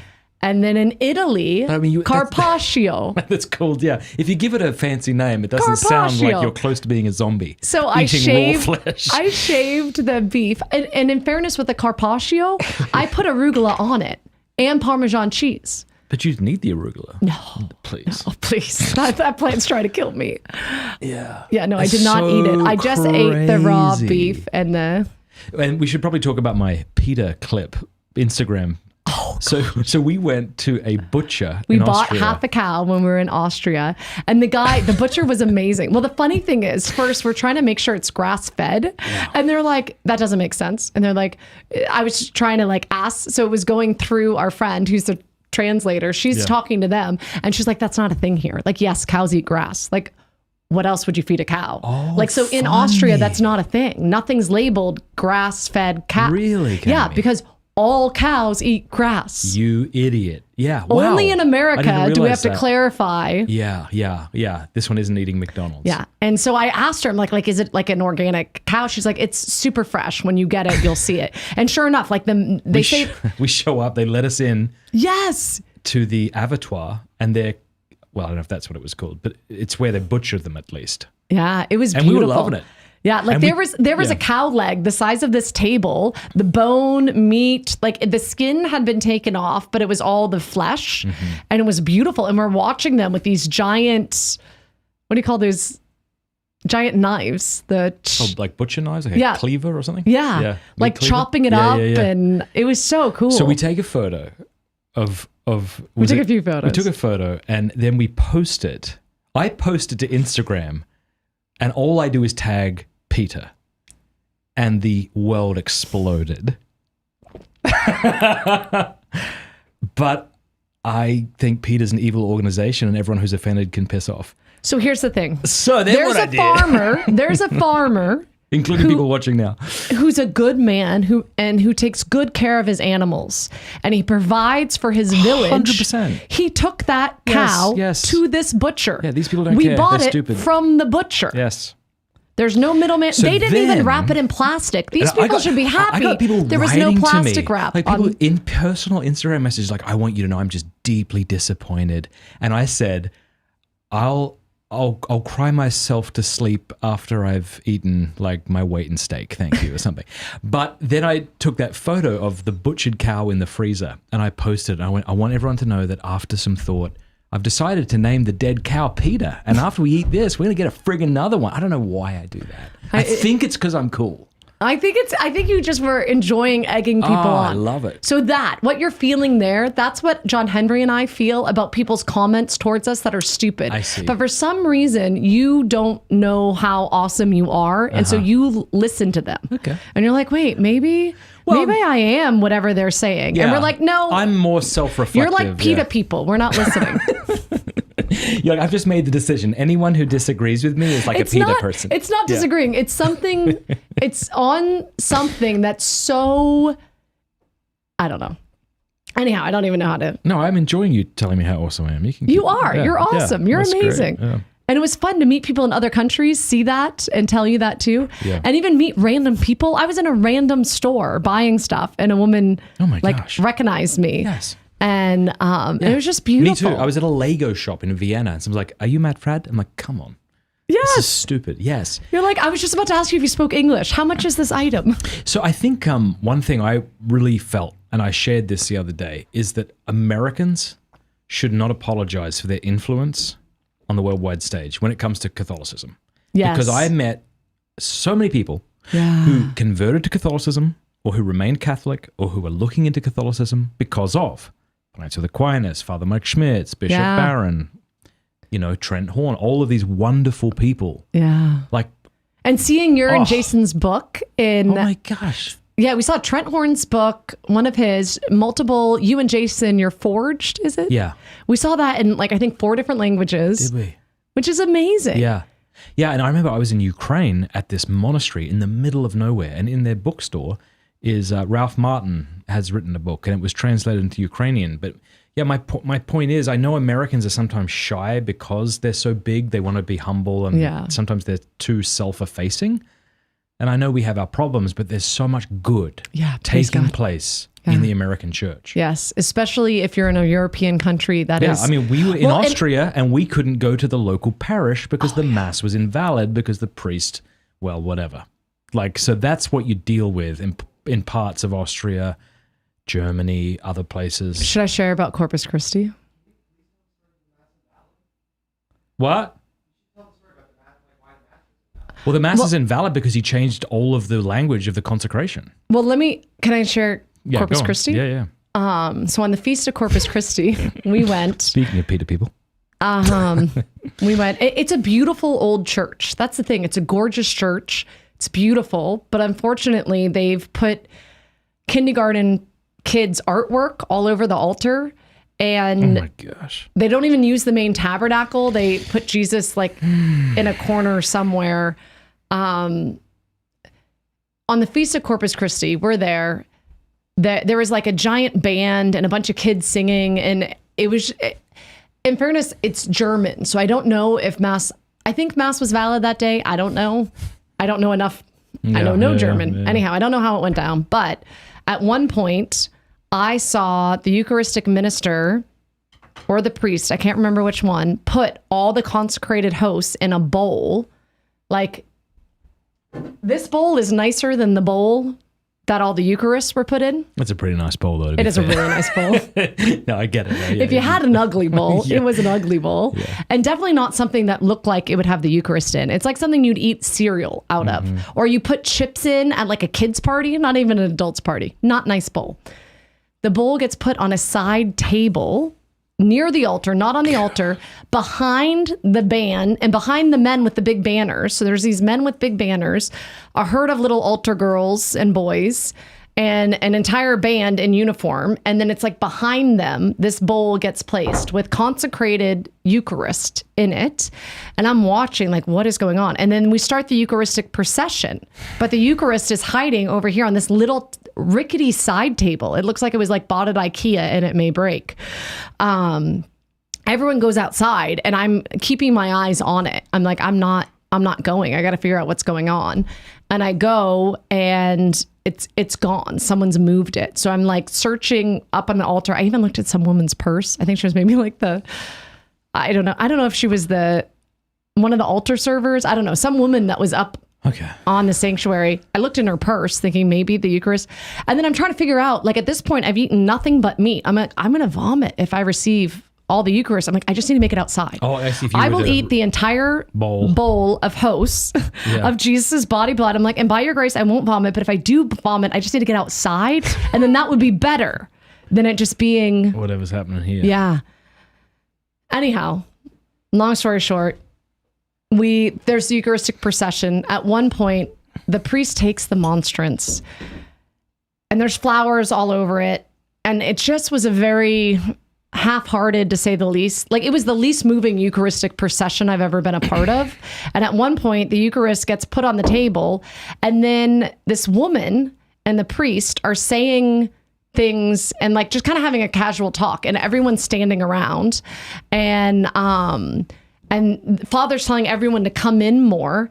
And so it's very confusing. So I make the point, I'm just going to go I'm just going to kneel in. I talked to someone that spoke German and she said that things would get dealt with later. I was frustrated and I was I'm going to do something about this. So I chose to get front and center of the Eucharist. So the Eucharist is put here and the priest is talking. Other people are talking. A band's playing music. No one's paying attention to the Eucharist. Other people are. There's faithful there from Franciscan that are paying attention. I come front and center and kneel down. What I didn't know, I encouraged the kids that were near me. I was kids, come on. And I knelt down and I knew the kids knelt beside me. I didn't know until afterwards because I saw a photo the majority of the Franciscan students also came and knelt.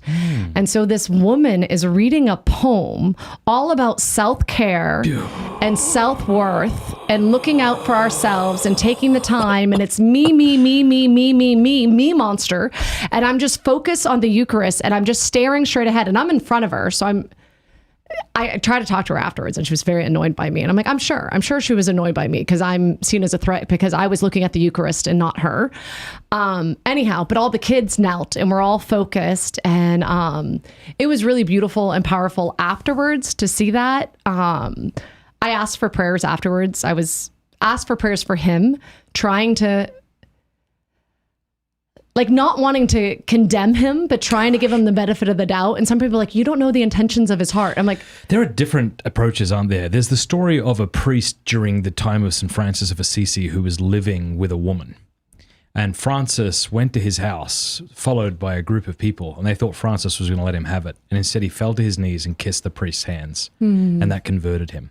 wow. I'm more of the feeling that saying, shame on you, you disgusting person. You let the children go hungry because you're a heretic. I'd rather do that. I think there's probably room for both. I think so too. And I think in this situation where I don't speak his language, there's that. Yeah. I think that what we did, and you left, I think other people also left. Because why did you leave? Why did I leave? I don't know. Probably offended? Well, we weren't sitting together. Remember, the place was completely packed. And so we were kind of separate anyway. So I didn't see you do this. Yeah. And we were about to leave, I think, somewhere that day. Oh, we were leaving somewhere to give a talk. Yeah. Anyway.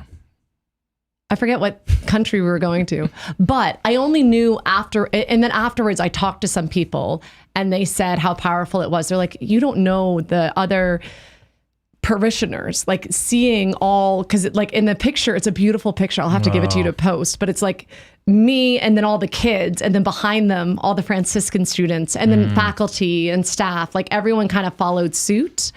And there were some locals that knelt as well. Yeah. It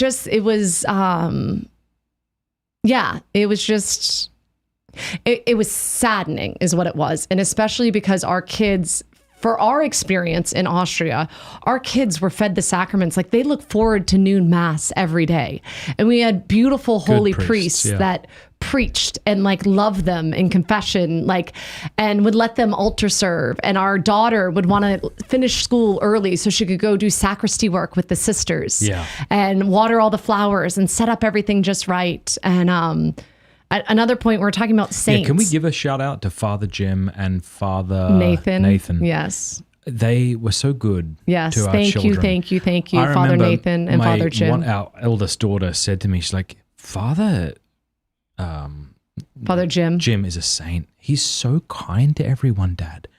It's so beautiful. If you're a priest watching, just realize the beautiful impact you can have on a child by being kind to them. And then their experience is, this priest looked at me. He was kind to me, I was so grateful for them. I picked them up at the airport after, I think they bussed out. They bussed with a bunch of Franciscan students overnight to Rome and Assisi. And they did this 10-day pilgrimage that's geared towards college students and it's exhausting. And I picked them up and they hadn't slept. I think it was 70 hours. They hadn't slept. And you know what they both looked like when I picked them up? If it was me, I'd look like this, oh, I'm so exhausted. You know what Father Jim and Father Nathan looked like? Really? Karen, it's so lovely to see you. Thank you so much for picking us up. It's such a joy. It's kind of creepy how you do that at me, actually. Giant smiles. Not in a fake way. Theirs wasn't fake. Mine's fake. That's not real. Yeah. But theirs are just beautiful and genuine. And we hiked almost every day. That was the thing. You were doing so well. I was doing so well. I think we averaged at least 5-mile hikes every day. Yeah, I know that sounds like an exaggeration, but you and I would have this walk. We'd go on up the mountain. It was awesome. At one point, and then other days we would just keep walking. Yeah. I feel like, I could do all these hikes. I was always walking. What was funny is when Brittany came, a friend of mine from here came, and I was like, you want to go for a walk? And you weren't there. So I was missing our walk. So I was kind of doing walks on my own, but I did it with her. And I was like, you want to go again? And she's like, I'm kind of tired. Are you not tired? I'm like, no, let's do it. So we go for another big walk. The next day she walks up to me and she's like, oh my Yeah. goodness, Cameron, are you sore? I'm like, no, what happened? And she's like, you, yesterday, the walks, you're not even sore? Yeah, I was like, because she'd no. never seen you like that. She had never seen me like that. So I said to you, we were hopeful that we'd come back and you'd be great. Yeah. But I said to you, Oh, and wait, can I just mention the 5K? of course. So do you remember what happened? Yeah, I beat my eldest son. What else happened? Congratulations. He did. Good on you. What else happened? I said the night before, I'm like, I think I may do the 5K. And you were like, Cameron, when was the last time you ran? I'm like, I don't know. I'm sure it's been years since I ran, but I think I can do it. And I did it. Yeah. I walked a little bit of it, but I ran the majority you of crushed it. Yeah. Isn't that crazy? Insane. And we were doing sauna, cold plunge. Like I felt wonderful. I had a few flare-ups when I was there of my GI stuff. Yeah, you'd accidentally have soy or... Oh, that was rough. Yeah. I did a pilgrimage to Poland and I had a plain chicken breast and I started being sick before the meal was even over. And and then you were like in bed for a week. It's amazing how food vomited the affects whole you. bus ride home. Praise you, Jesus. Yeah, you were doing great. And I said to you, if we get home and you're sick, I will throw you over my shoulder and take you to Florida. Mm-hmm. Within 2 days. So I since found out that you were telling other people before me. thanks, Alice and Katie Yeah, please and don't tell Matt. Sarah. I didn't want you to know. And I didn't. So I did Lion's Diet before I came. So I was already doing carnivore the whole time, but I'm like, when I go back, I don't want anything to be a factor. Like if I accidentally have this cheese or butter. So like I was only doing beef and lamb and my body was doing so well. Even traveling, I was doing so well. We got stuck in Boston overnight with the kids. I didn't get my head on a pillow till like 2 or 3 a.m. or it may have even been later. Anyhow, I was fine. And you come back and within 2 days. It was within 12 hours that I could feel my joints. And I remember going like, oh no, I can feel I woke them. up at 3 a.m. because you And were one not of the... feel my joints like this, right? But like the pain, I didn't. No, I woke up in the middle of the night seeing you walk to the bathroom like the Tin Man without grease. And so I sent you to Florida, which is where you've been up until now. Yeah. So I thought I could hide it all. And so that's what I was trying to do. So people were asking how I was. And I was like, I'm not doing well, but don't tell Matt. I'm like, everything hurts, but I'm going to keep persevering. Like I can do this. Like we're okay. Yeah. And then the hives came and I just got covered and swollen, red, bumpiness everywhere. Anyway, we'll share more on that at a later date. Lots of crazy things are happening in our But life. you were good Glory enough to Jesus bring Christ. me in to get a steroid shot so I could keep breathing. That was nice. That was a real nice feature. Yeah. Do you want to have a break and then we'll come back and take questions, or is there more you want to cover? All right, we'll take a break. Please stick around. We'll be right back after these messages. I want to tell you about Hallow, which is the #1 downloaded prayer app in the world. It's outstanding. Hallow.com/Matt Fradd. Sign up over there right now and you will get the first 3 months for free. That's like a lot of time. You can decide whether it's useful to you or not, whether it's helpful. If you don't like it, you can always quit. Hallow.com/Matt Fradd. I use it. My family uses it. It's fantastic. There are over 10,000 audio guided prayers, meditations, and music, including my lo-fi. Hallow has been downloaded over 15 million times in 150 different countries. It helps you pray, helps you meditate, helps you sleep better. It helps you build a daily routine and a habit of prayer. There's honestly so much excellent stuff on this app that it's difficult to get through it all. Just go check it out. Hallow.com/Matt Fradd. The link is in the description below. It even has an entire section for kids. So if you're a parent, you could play little Bible stories to them at night. It'll help them pray. Fantastic. Hallow.com/Matt Fradd. I want to tell you about a course that I have created for men to overcome pornography. It is called strive21.com/Matt. You go there right now, or if you text STRIVE to 66866, we'll send you the link. It's 100% free, and it's a course I've created to help men, to give them the tools to overcome pornography. Usually men know that porn is wrong. They don't need me or you to convince them that it's wrong. What they need is a battle plan to get out. And so I've distilled all that I've learned over the last 15 or so years as I've been talking and writing on this topic into this one course. Think of it as if you and I could have a coffee over the next 21 days and I would kind of guide you along this journey. That's basically what this is. It's incredibly well produced. We had a whole camera crew come and film this. And I think it'll be a a real help to you. And it's also not an isolated course that you go through on your own, because literally tens of thousands of men have now gone through this course. And as you go through the different videos, there's comments from men all around the world encouraging each other, offering to be each other's accountability partners and things like that. Strive21, that's strive21.com/Matt, or as I say, text Strive to 66866 to get started today. You won't regret it. Man, have you checked out Exodus 90 lately? If you've heard of Exodus 90 before, you're probably thinking of cold showers and Lent, but the Exodus 90 app offers so much more. It's a daily companion to help you grow closer to God and to become the man you want to be. This summer, I'm following along with the app's daily scriptures, reflections, and prayers.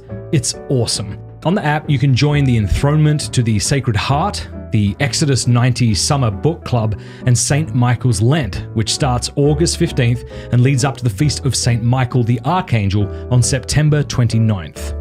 St. Michael's Lent is an ancient tradition of prayer and fasting popularized by St. Francis in the Middle Ages that's been lost in our time. Let's bring it back.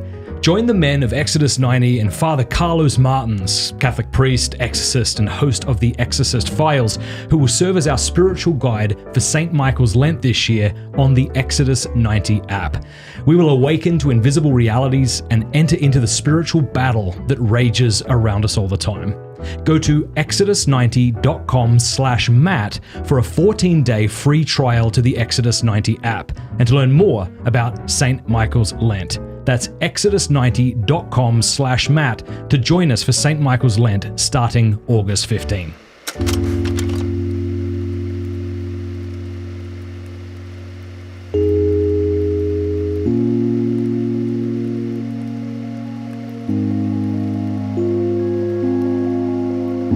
Any sinner is capable of being a great saint. And any saint is also capable of being... And we are back here at Pints with Aquinas. So we are going to be taking $20 super chats on YouTube and literally anybody on Locals who writes to us, because They're your favorite people. they are my favorite people. Locals is awesome. So, why don't I start? I'm going to go over here. Do you want to open I would love to. my Topo Chico for Yes. me? Sweet. Show everyone. All right.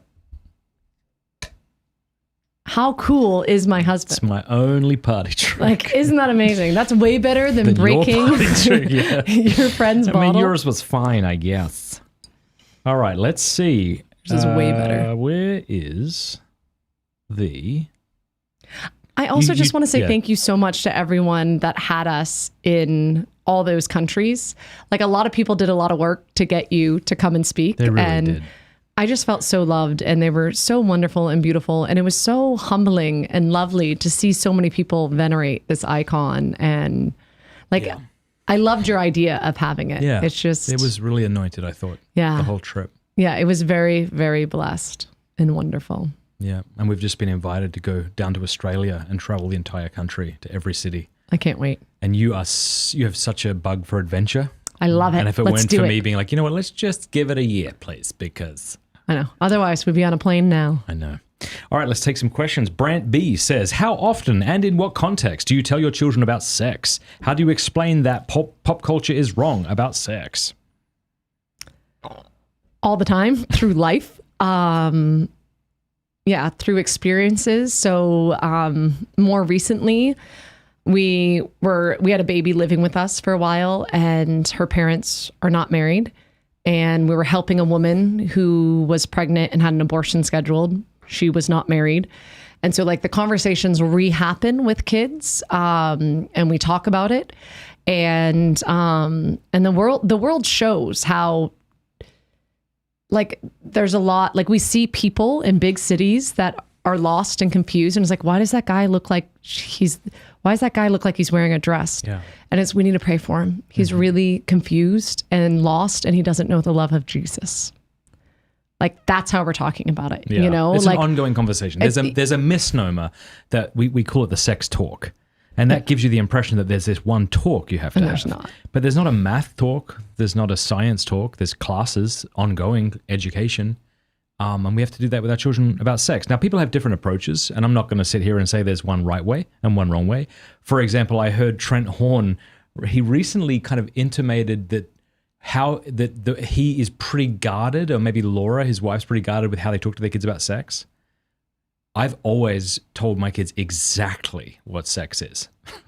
Our 9-year-old may have said the other day, now listen, I'm pretty sure I saw what that cricket or frog, some insect was doing, and we need to give them alone time because they want to mate, and I feel like he's got a good chance.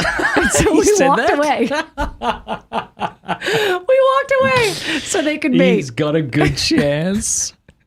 That's amazing. Yeah, he's a good wingman. Good wing. I think if a kid's ready to ask the question, they're ready to hear the answer, and I think that's a good rule of thumb. And I think that just being straight with your children, and I think the reason we're so freaked out about it, the reason we invent stories about storks and things like this, is because, we've been hurt by sex. We live in a sexualized culture, and it makes it awkward, but it doesn't need to be awkward. And I feel like just being straightforward with your children about sex. Yeah. And then I think also, like, recently we dealt with, there was just some little, like, teasing and crushes going on with a group of kids from 6 to 15.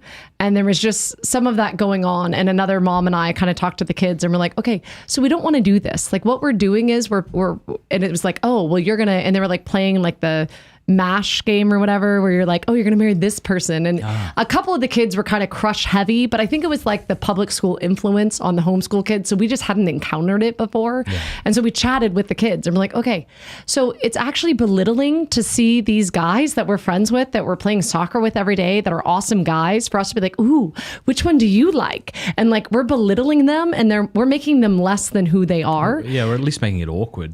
And making it awkward. They're just there to be friends playing soccer. Having that conversation. Yeah. And then we were like, let's see how we started like a little book study, and we read Pride and Prejudice. And then we talked about the characters. Yeah. And so it just let the girls, and it was really beautiful, because what happened was the girls that weren't boy crazy got to teach the ones that were, like, just how beautiful true love is, and marriage, and we elevated it. Like, I think the world's always making it less, like it's not a big deal, and they're bringing it down, and it's like, no, it is a big deal. We need to elevate it, and we want it to be good and beautiful, and people will rise to that standard. Like recently, sorry, go ahead. No, keep going. Sorry. Recently, we had a situation where a girl that we've been helping, we were debating, having a conversation with her about her boyfriend and her relationship, and she like had this chat with the boyfriend on her own about things are going to be different. I'm going to do things differently, and I want a standard. Like, I know this is what we were doing before, but I want more now. Yeah. And it was like beautiful. And it wasn't us giving her a chastity talk. It was her being around our friends, our family, and other beautiful families that cherish what sex is and what it's for. Mm-hmm. And this woman in her heart, like, decides she wants to, rise to that. So yeah, I think not being afraid of the conversation is huge too, as you said, and you could go about it many different ways, but yeah, having good conversations. Kat says, loved what you were saying early about the beauty of true femininity, Cameron, especially as seen in Romania. Do either of you have any good book recommendations for young Catholic women about embracing our femininity, but in the way the saints and Mother Mary did, or just any recommendations of good Catholic content? You've read recently. Well, obviously, we have to tell people about Dr. Carrie Gress's book, because you and I read that book together before I interviewed her. And I would say it was an eye-opener for both of us. Mm-hmm. It totally changed my mind about feminism. Yeah. And so let me listen to another book of hers. Well, let me let people know the name of this one, then you can tell them that one. Okay. It's called The End of Woman, How Smashing the Patriarchy Has Destroyed Us. We cannot recommend this strongly enough.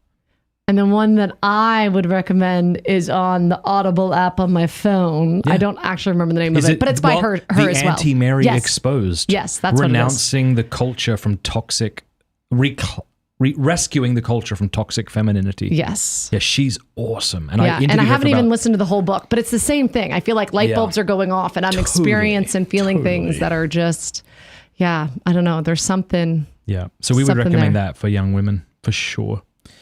Let's see. Light Blue Sky asks, how are you both talking to your kids as they become teens about the sacrament of marriage? and how to be a good spouse. I think we tend to focus on what we want in a partner, but forget that we also must develop ourselves to match our desires. I mean, for me, I don't know, like, I think we kind of try to imitate the beauty of marriage, and we talk about it, like when you're married. Yeah. And then, like, I think... Tell them the comment that was she 10 or 11 made about... When I get married, I want to have like 12 kids. No. Someone said, you be good at doing... Oh, yeah. So our eldest son said to my youngest daughter, you'd be a really great flight attendant. He's like, because he said you're so friendly. Yeah. And she said, I'm going to be too busy having babies, which I thought was a wonderful answer. Anyway, so yeah, no, and then just talking to our oldest about like, hopefully you'll get married. I don't know, like you could get married at 18, 19. You should get married. You'd be a great husband. You'd be awesome. I think just showing your kids there's nothing to be afraid of. Yeah. Like marriage is so beautiful. Yes, it's hard. Life is hard. Yeah.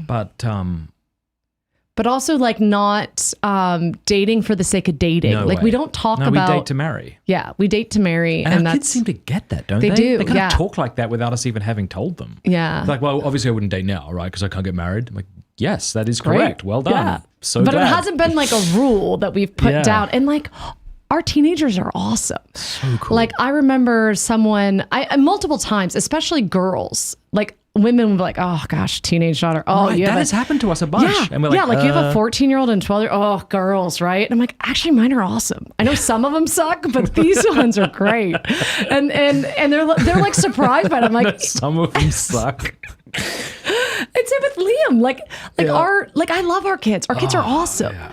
Like I have 2 teenagers and a soon-to-be teenager, and I really enjoy all of them. Yeah. Like I like hanging out with them anyhow. Yeah. Like even And just don't get as us normal wrong, people. we get annoyed. Oh, absolutely. We like to put them to bed so we can hang out sometimes. And sometimes we're completely done. We get it. But the They're awesome. general disposition is one of gratitude for them. Yeah. Right? Yeah. And I feel like life's easier with them being teenagers, where I think people think, well, now you really got to come down strict and hard on them. And it's like, no. We've been training them. Yeah. We've been training them for so long. And now they're pretty awesome. So cool. I kind of feel like you should talk about your kids to other people the way you should talk about your spouse in front of other people. Like, no, you're on their team. Yeah. Do you know what I mean? Like if you started killing people, Cameron, I would only ever speak well about you, and anyone who criticized the way you killed them can go to hell. Do you know what I Wow. mean? Like we're together. I'd probably tell you to stop killing people, to be honest. That's okay. Maybe I wouldn't tell other people to tell you that, but I tell you personally, I appreciate that. Stop killing people. Yeah, you want me to be better than I am, and I appreciate that. But I'm exaggerating. But the point, obviously, I'm exaggerating. But the point is, we're on each other's team. Like I would never say to someone, "Yeah, my wife, my gosh." And you've heard that. You said you've been in hairdressers where women talk about their husbands like it's okay. Yeah. It's foul. It's despicable. And we shouldn't talk about our kids like that. No. And I get it. Like I'm not demonizing people who do that or people who are watching like, I just did that today. We're all venting, right? We're trying to figure out this parent thing. It is tough. It is tiring. It's exhausting. And sometimes sharing frustrations shares a burden. Yes. But we really want to be each other's best defender here, I think. But I also think there's something to not, and I don't know if it's homeschooling, because like I was just with a family whose kids all go to a Catholic school and they're awesome kids and they hang out as a family and they interact really beautifully and well. But I do think the fact that we've chosen to homeschool, like our kids, like who they're with the majority of the day is us. And so I think there is something when you get a bunch of 13-year-olds together, like you see the worst of it. And it's like when they're only with other 13-year-olds, their whole world revolves around 13-year-olds and their drama. And so when people talk about girl drama, like I just left my kids to come here to do this with you. And then also the Hallow Conference. And the Hallow Conference later this weekend. And I left my kids with a good friend of mine. And so when I left this morning, our girls, the 2 14-year-olds and the 2 12-year-olds, so our friends and our kids, were babysitting a 2-year-old and a 3-year-old. And they were happy. One of my kids had a baby on the hip and they're talking and they're hanging out and they're having fun together, but they're not worried about, ooh, who do you like now? Or this or that celebrity. It's... Try to make your kids hang out with cool people if you can. Yeah, it helps.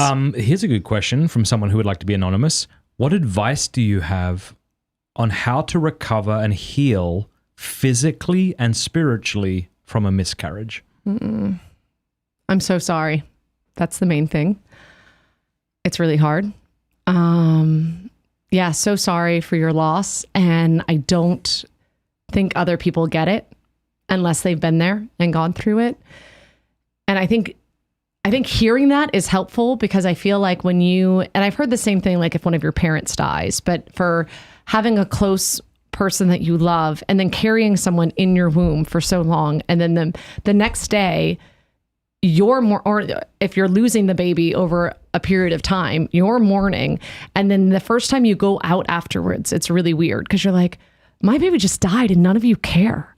Like, you're shopping, you're buying groceries, and there's just this. So I think just being supportive and loving, if you know someone going through a miscarriage, and if you yourself are going through a miscarriage, communicate to your husband what's going on. Because I think sometimes even they don't understand. Yeah, I didn't understand the depths of what you were going through. Yeah. And why do you think that is? Because it's not happening inside of my body. Yeah. Right? Like, I'm not bonded to this baby the way you are. Yeah. Like when you have a child, you've been with that child for 9 months. Yeah. I've been with it for like 3 seconds. I mean, I've put my head, that's not exactly true, right? I mean, but you're right. Especially if you're like 15 weeks, 16 weeks pregnant. Yeah. It's like, I've known this child for a long time, but you haven't even necessarily felt the baby move. Like, you've had no interactions, and you have a sick wife who is now pulling herself away and mourning. And and I think needing to verbalize that as women, I think we need to verbalize what's going on. I feel like what's really hard is, I think our first miscarriage that I knew we were having for sure, I also was crazy sick. And so you were focused on me. And I think maybe even afterwards I was angry. I'm like, I feel like you didn't even acknowledge that we just lost a baby, but you almost lost your wife too. So like, there's like a whole different. Yeah. I was actually way more concerned about you. Yeah. And I wasn't. Well, and there's something too. I know that if you lose a child who's 1 week old or 8 months old in the womb, you've still lost a life. The same thing has happened, but just psychologically, it feels maybe as a husband more. I don't know. Yeah. If we had lost an 8-month-old, I would have been a lot more affected by that. Right. Well, Yeah. people are different. Yeah. But yeah, I would suspect that that's common. Yeah, I would think so too. And also, if the husband has to be with his wife as she's giving birth. So if you're 8 months pregnant, so like what the Walthers went through, like having that, like having to bury this child in a little coffin. I mean, that's right. Or the Everett's, Cecilia and Daryl, like what they went through, like he was with her through that as she gave birth to this baby that had already passed. We have a lot of friends that have been through that. And so it's like the husband praying over the giant belly, and it's like, okay, but now we need to go through labor together. And I think that that's really healing, that, and I don't wish that on anyone, but I feel like in some ways you're able to mourn that. Like, there's no best time to have a miscarriage. Early on, early on's really hard, because it's like you want to rejoice in this life, but maybe you haven't even told people that you were pregnant. And so it's like, okay, now do you tell them that you're pregnant and you lost the baby? Like, it's just really hard. So I think there's no right way to do it, but just be patient with yourself, I think, is huge. And know that healing will come, but it's hard, and it's okay that it still hurts. Yeah.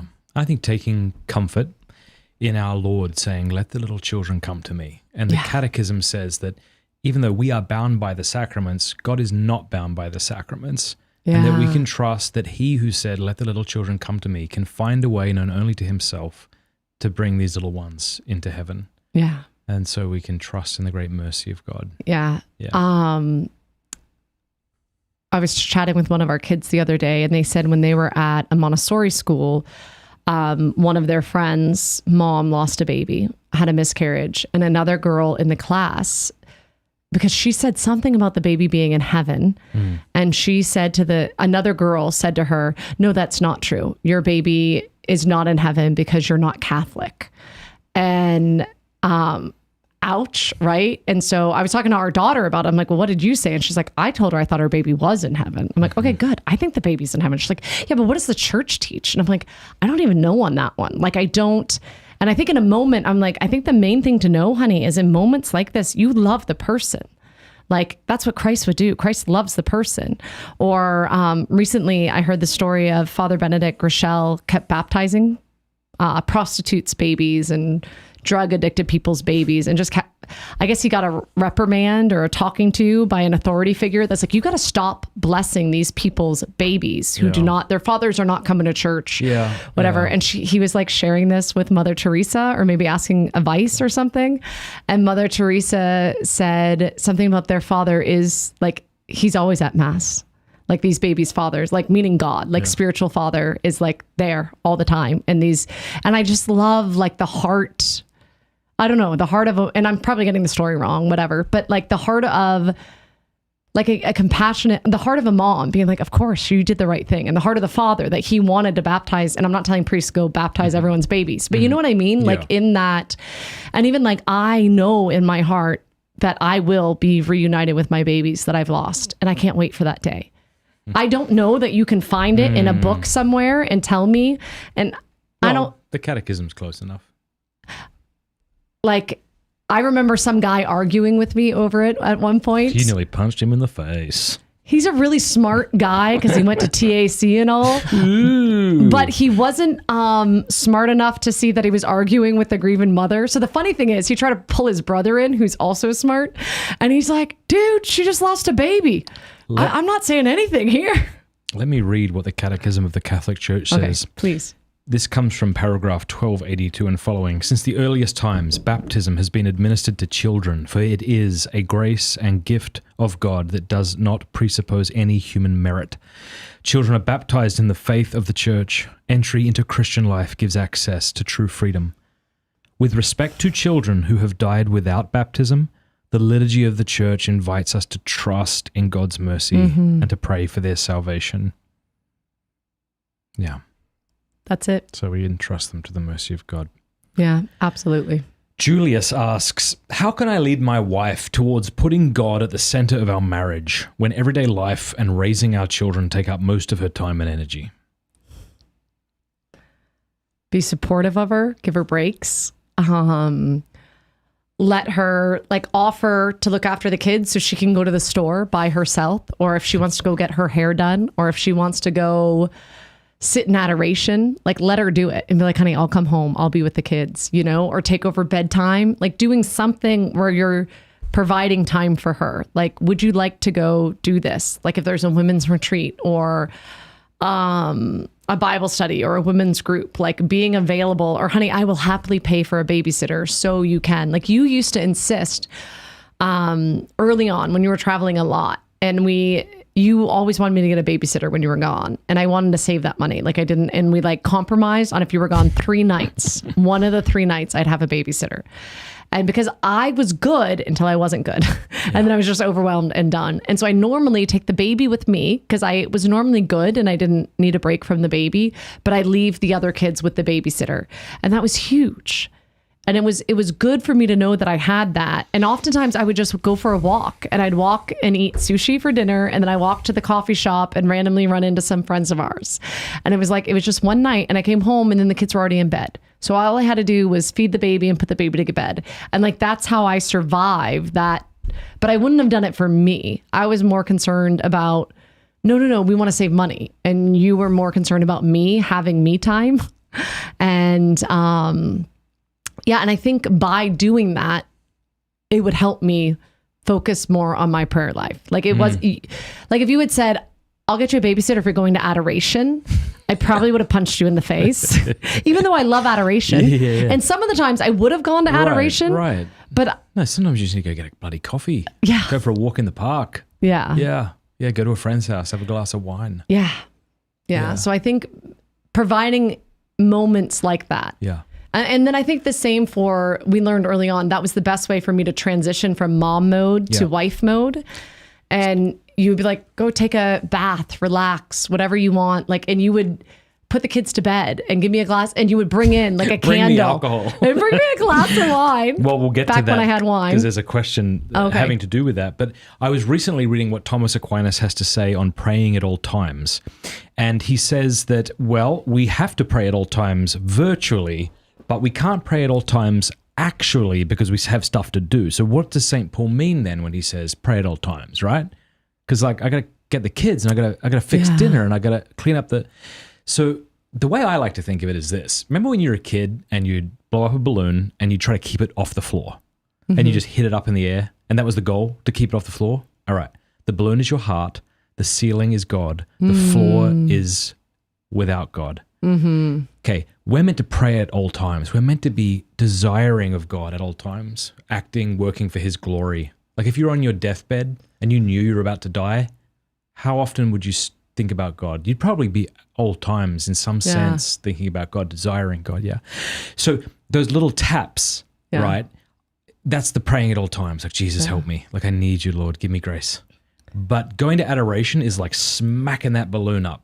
Yeah. And so it might be the case that this woman needs to be able to smack that balloon up. She needs to bring her heart up to God so that she can then go back into the grind of daily life and see that her being a mother and wife is a prayer. Yes. But it's hard to see that when you're drowning. Yes, absolutely. Absolutely. And the beauty of seeing it as, and I'm reminded of a time that I was talking to a mom who was really upset that she hadn't gone to adoration in forever. And I was like, you did it last night at 3 a.m. She's like, no, I didn't. I'm like, you were telling me you were up breastfeeding your baby at 3 a.m. You didn't sleep half the night. I'm like, that was your holy hour. And you could see the light bulb go off in her head. She missed it. She was too focused on being tired and she was upset and she was fighting herself like, Lord, I'm sorry I'm not getting to church. And the Lord was inviting her just to be with him in that moment. And then it's the same like when we wash the dishes for love of God. It's totally different than bloody kids and husband making a mess and the anger building up. So it's that. And for me, it's getting outside, getting to a beach, I can't help it. It's just like, oh, praise you, Jesus. Look at this. Yeah, you need to know what helps. Yeah. And learning your love language with the Lord. And so for some people, it's journaling. For some people, it's nature. For others, it's reading a really powerful book or listening to music and crying over it, you know? I like that you gestured to me as you said that. You know, I know some people like to cry over music. I was talking about Christopher West. He cries while he listens to music. Catherine Milner says, any advice on how to help your children create a rich interior life for themselves? I have 3 suggestions. One is delay the phone and technology for as long as possible. And if you can't do that, then limit it as much as possible. Because I think that phones act on us and sort of like smoke out our interior life. Like it suffocates our interior life and we become uninteresting people. Like I'm pretty sure like a woman who's raised on TikTok is probably a vacuous, awful woman. Like I don't know how she could possibly be virtuous, distracting herself to death. How shallow she must be, right? Like living on the peripheries of existence. Yeah. And then you go into marriage. I don't know how you don't just become hell for your husband. I mean, he also might be vacuous. Yeah. But like, where's the depth? There's no soil for your heart to take root. It's just existed on the peripheries of entertainment and stupidity. So I think delaying, like I have to say, I don't care if this is bragging. I'm super proud that our 16-year-old daughter has never had a phone. Thrilled about that. Here's the second thing I would say. Get your children a journal and have them like write in it. Yeah. Because like, you're not going to journal if you've got a phone actually. Like that's the thing. Like you won't daydream if you've got a phone. You won't lay in bed at night and think about tomorrow and what you're looking forward to if you have a phone. Those things cannot happen in the world of the phone, which extinguishes the interior life. I'm being a little hyperbolic, but not much. The third thing I would say is like read beautiful stories to your kids. And one thing I love doing with our kids, and I cannot wait till we're together again so I can do this. I just bought a beautiful book of Grimm's fairy tales again. Fairy tales. I love fairy tales. I love fairy tales because children love them. I'm really excited to do for school this year. So Sarah McKinsey did a fairy tale summer. Yeah. And she's done like activities to do with the kids. And I haven't done it because I've been too busy, but I'm excited to do it. Can't wait. You can do it with us. The other reason I love fairy tales, everybody, is because you can knock that story out in a night. Yeah, one night. Now, some people are not like us, Cameron, and they have what's called discipline, right? And these people, they lack ADD, I think is what it is. Way to put a positive spin on it. And these people, right, they're able to like, I mean, we've done things like this. I've read The Lord of the Rings to the kids. I've read The Hobbit recently to the kids. I get it. But these people, every single night, they have this great schedule, right? Yeah. Whereas For me, what I do is I have a great idea for a book. I read it for the first 2 nights. Then life gets in the way. We haven't read it for the next 5 nights. And then we don't end up reading it. You can knock out a fairy tale in a In night. fairness to us, sometimes we've been traveling around Europe and getting people to kiss Amen. icons Oh, yeah. Amen. and amen. preaching the good news of Christ. Also a big priority. Kirsten says, I would like to know more about how Cameron's diet has made the difference in her autoimmune disease, i.e. her doctor's reactions to her improvement, and what effect living with such a diet has had on her day-to-day travel experience and family meal planning. Yes. So my main doctor was okay with me trying it temporarily. And so I had met with her in September when I had decided that I was going to start it. And she said, okay, but I don't want it to be like a long-term thing. Let's just do it to Thanksgiving and see how you do. And then I met with her again in December. And I was like, I'm still doing it. I actually feel good. I feel like my body's healing. She's like, your blood work looks great. Okay. How long do you want to do this for? And I told her, I don't know, but I think I should at least do it till I go to Europe. And she's like, okay, that's fine. As long as you're still feeling good, listen to your body. You're very in tune with your body. And I haven't met with her since. I got back and it was less than 24 hours that I started. It was the first autoimmune flare I had, I think, since doing carnivore. I may have had 1 or 2 early on, but nothing to that level of this last one. Like it felt like my entire body itched from the inside out. And I had like welty, swollen, and red. I was like very red and blotchy, and I couldn't wear my hair down. So my hair has been like up. So it feels weird. I'm like, oh, my hair got So glad you're feeling better. got long in the last month. Yeah.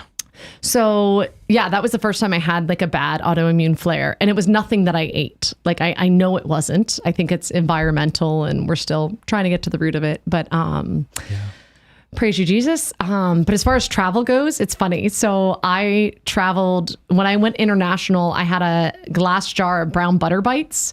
So it's basically butter that I cook on a stove till it turns brown, and then sometimes I put it in the freezer, and I think it tastes like caramel. Someone that hasn't had sugar in like 4 years, I find that it tastes like caramel. Other people probably just think it tastes like butter, but I really like it. And so I travel with that. And then I also, this time I had some ground beef in a Ziploc bag. I ate that at the airport this morning.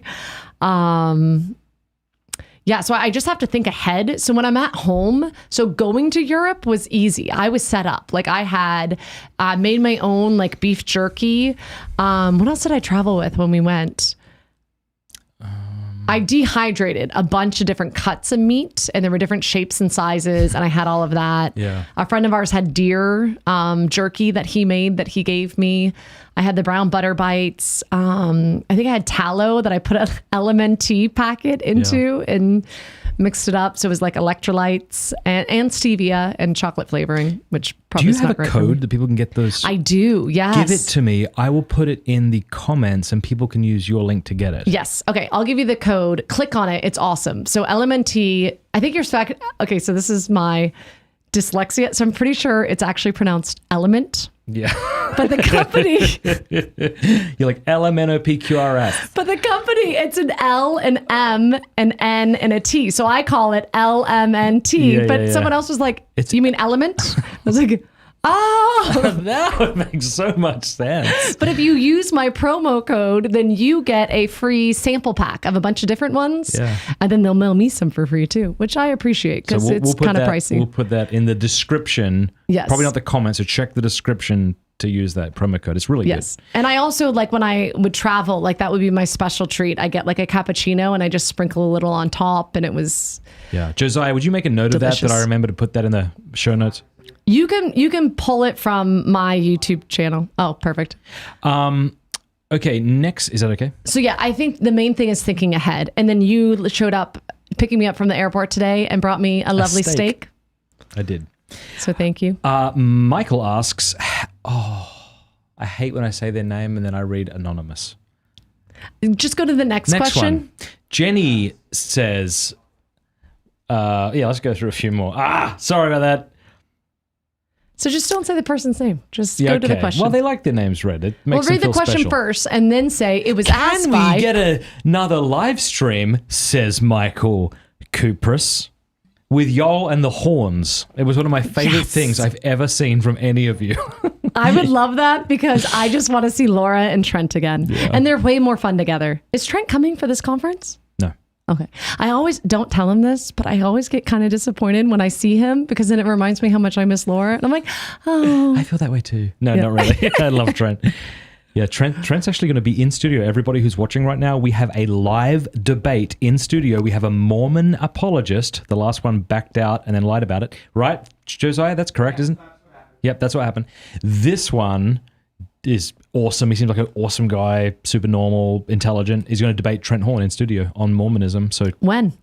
Next month. Cool. This month. Yeah, it's not Couple long. days, So wow. please subscribe to the YouTube channel. Yeah, please subscribe to the YouTube channel so that you don't miss these things that are coming out. Really appreciate it. It helps us. What's that? What's the date? August 22nd. How you doing? Good. Good. Yeah. Let me know it's when great. you're like done. No, Oh, I'm super good. chat. We got a super chat. Thank you very much. Thank you. That'll help pay for the steak that he bought me before this interview. It'll help, but it won't go all the way, I promise. Where is it? I don't see it. Well, it's not on. Just Slack it to me. Cheers. Cheers, big ears. I'll read another question. Yes, I can ask this. Sam asks, Cameron, what are your thoughts on Matt smoking? I occasionally smoke a pipe or a cigar, but my fiance and I often worry about the risks that it puts on my health and how that would affect our family if I would become seriously ill. Before you answer, and I want you to be honest, but before you answer, I interviewed Jimmy Akin for 6.5 hours, and one of the things we spoke about was just this question. And Jimmy's extremely articulate, a big pipe smoker. You might be interested in listening to that. But how do you feel about me smoking cigars? So when Matt started smoking cigars, I was eating super clean and didn't have any sugar, gluten, grains, nothing. I was doing everything right, and my body was breaking and falling apart. And he smoked, and his body seemed fine. I'm not a huge fan of it. I don't mind. So my dad smokes cigars occasionally. Your dad got me into it, so it's really your fault.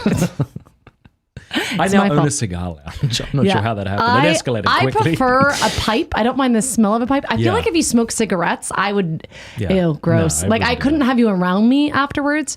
Just now when he smokes cigars, like he'll try to kiss me and I'm like, oh, don't kiss me. You smell like my dad. I have to drink a bottle of mouthwash and have 8 showers. Yeah. So I'm not a fan of the smell, but I don't mind it as much. I feel like I don't know enough about the science behind the body and I feel like I've tried to do everything so correctly with my body. And no, seriously, check out that interview I did with Jimmy, because I'm not good at spitting this out. He was that the only studies that were done on pipe smokers actually showed that they actually lived longer. And the studies on people who smoke cigars was not nearly as damning as people think. Cigarettes tend to have a ton more chemicals in them. So maybe it's even the chemicals more than the tobacco. That's what cigar people would argue. I'm okay with them being unhealthy. What's funny to me is people are so horrified that I would smoke while they're drinking Coke and Dr. Pepper. Yeah. Yeah. Soda's pretty bad. Yeah, and all the fake chemicals and all their foods, and they're downing that, and so I don't know. I mean, we're all going to die, so choose how you want to die. Maybe. Okay. Let's see. Oh, we have a super chat. Thank you very much. Greetings from Kansas, Matt and Cameron. My main goal in life is to become a professional musician and educator, but also a man with traditional Catholic values. Hey, how can I go about doing this? Chris Hovis. I mean, well, how do you go about this? You begin by pursuing the more important things. It's more important that you be Catholic and a faithful one and a good man than you be a professional musician and educator. So I would say if something has to go, and it doesn't need to, but if something has to go, it's clearly the professional musician or educator. So I would say pursue God with your whole heart, repent of your sins manfully, find good brothers to grow with, because only a man can teach another man how to be one. Find a good spiritual director, and then work hard on becoming a professional musician and educator if that's what you want to do. And you should be able to do both. But if for some reason you can't, then you got to follow Christ. I don't know how else to put it. Yeah. And like, if you have the gift, use the gift. But like, I could try so hard the rest of my life. I will never be a decent musician, let alone a really good one. But I think about Sister Isabel. We have a sister, a nun friend, who is beautiful and is trained in opera. And she just has this amazing, beautiful voice. And she had some people tell her like she'd be throwing away this gift if she became a nun. And I don't know if she actually got to sing for Pope Francis or if they gave him a video. Like, he's heard her sing before, and like, I love that. And it's like her music. Just turning around because of the camera. I'm sitting funny. Yeah, you're fine. Her music, like her gift of music, is such a gift. Like, we were at mass and her singing, like, yeah, it elevates souls to heaven. Like, it's so much greater than her being a famous musician. Totally. Liam asks, what is one piece of advice as a Catholic wife to a Catholic husband that would aid their relationship immensely? So I guess he's saying, what is one piece of advice as a Catholic wife to a Catholic husband? What advice would you give to a Catholic husband that would aid? Thank you for asking this question so I can give my husband advice and you just set it up. I appreciate it. Liam. Take out the trash, honey. No, I don't know. That's a great question. I think it would be love your wife well. Like, assume the best of her. Like, don't think, oh my goodness, she's doing this because, and fill in the blank in your head.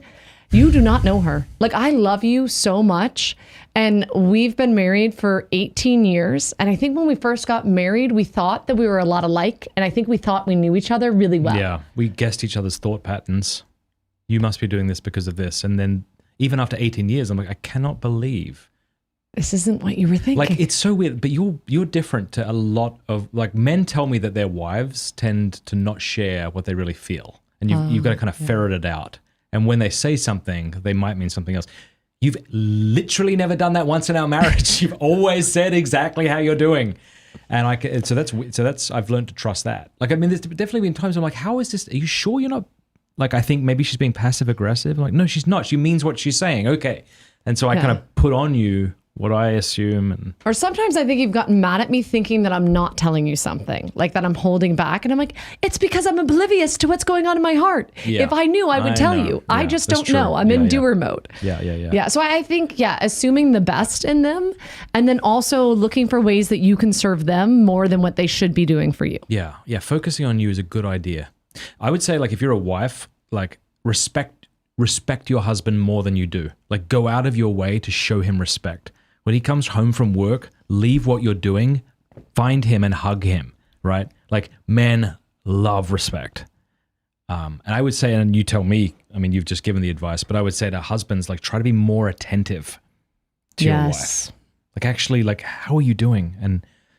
And like, you know, this fella who asked earlier, like, his wife's bogged down and all this stuff, like, being more attentive and like, what's going on? Like, I want to know. I want to help. I'm on your team. I love you. Noticing when she is like completely like, there is nothing more insulting to a woman than her being so tired, so overdone, and just like she's tapped out. She's had kids on her all day, especially when you're in the toddler baby stage. She like has a baby strapped to her and the kids are wanting everything of her. And you just like walk in and the kitchen's a mess. And it's like you touching her and wanting attention too. Like, honey, it's like, oh, she may like there will be anger coming at you. It's not because she doesn't love you and doesn't want to be with you, but open your eyes and see the mess that she's in and say, honey, please, you sit down. Let me tidy up the kitchen. Yeah. Like, let me do this. Like, I know people joke about the whole like porn for women is like guys doing dishes. I don't know if people still joke like this, but you remember how they used to kind of like, well, I think and it's not that, it's seeing the person. The overarching thing is being attentive. Yes. And loving them and setting them up. And I know for you, like, it didn't take much. It was like, hey, I got the kids, you go have a bath. I'm going to take the kids up to Tim Hortons or something. Yeah. And you would just need like 20 minutes to just go, okay. Yeah. But I think also just like you being aware enough to set me up for success. So like sometimes when you were like go out of town Or like as soon as you got back, even though you're tired and you were speaking at a conference, that next morning you would let me sleep in. And it was like so amazing and wonderful. And it was like, oh, I got to sleep and you did breakfast and you tidied the kitchen and it was like, oh, good, you're back. It's so good to have you back. Can I share something that I've learned recently? Because I'd like to talk about this because I think it's really good advice. Okay. So it has to do with sex. And I think it's going to be really helpful. There's this understanding of spontaneous desire versus responsive desire, right? So spontaneous desire is what most men experience. Like, I see you, I'm ready. Like I don't need anything. Like, you're beautiful, I want you. And most men are like that. And whereas there's also this responsive desire that like a woman also wants to be with her husband and just as much. But it's not before, it's in response to her feeling seen and safe and like cared for. Yes. And like her back rubbed or holding her hand or being kind. You know what I mean? Yeah. Like, I think when a man like, it's the old joke, which is true about ovens and microwaves. Do you know what I mean? Yeah. So I like that idea. And neither is wrong. Like, the man isn't wrong to have this spontaneous sexual desire. And the woman isn't wrong to have this responsive desire and needing that first. And it's almost like, you correct me if I'm wrong, but I think sometimes, unless like a woman is like at the height of needing, what do you say? The height of fertility? Fertility. Yeah.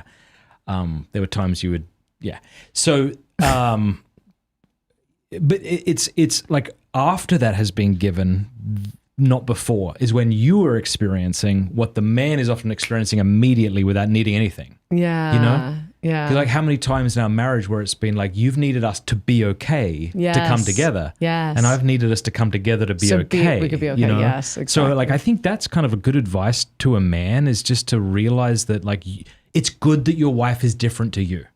If your wife wasn't different to you, what? She'd be like a man? Is that what you want? Like, you want your wife to be like a man? And Or maybe you do, but like, you probably don't. I Probably think that's shouldn't. part of the like having conversations and you saying things. Like, I think some people would hear, like when you were traveling a bunch and it, like you said to me at one point, like, I'd like you to like have a shower the day I'm coming home 100%. and put on makeup, Yes. like put on clothes. Yes. Like I'm in pajamas, unapologetically covered still in feel that spit way. up and, and it's like, oh, and like, how could you demand that? But it's like, actually, that's good for me to know. It's and amazing then it's also, how many people got offended by me saying that repeatedly. yeah, a lot of people. It's like But what's funny is I wasn't offended. I was like, it's like, here's what I need. Like, I know that you're stressed out, but if I can get to the door and like you can do your best to not look like that, that'd be great.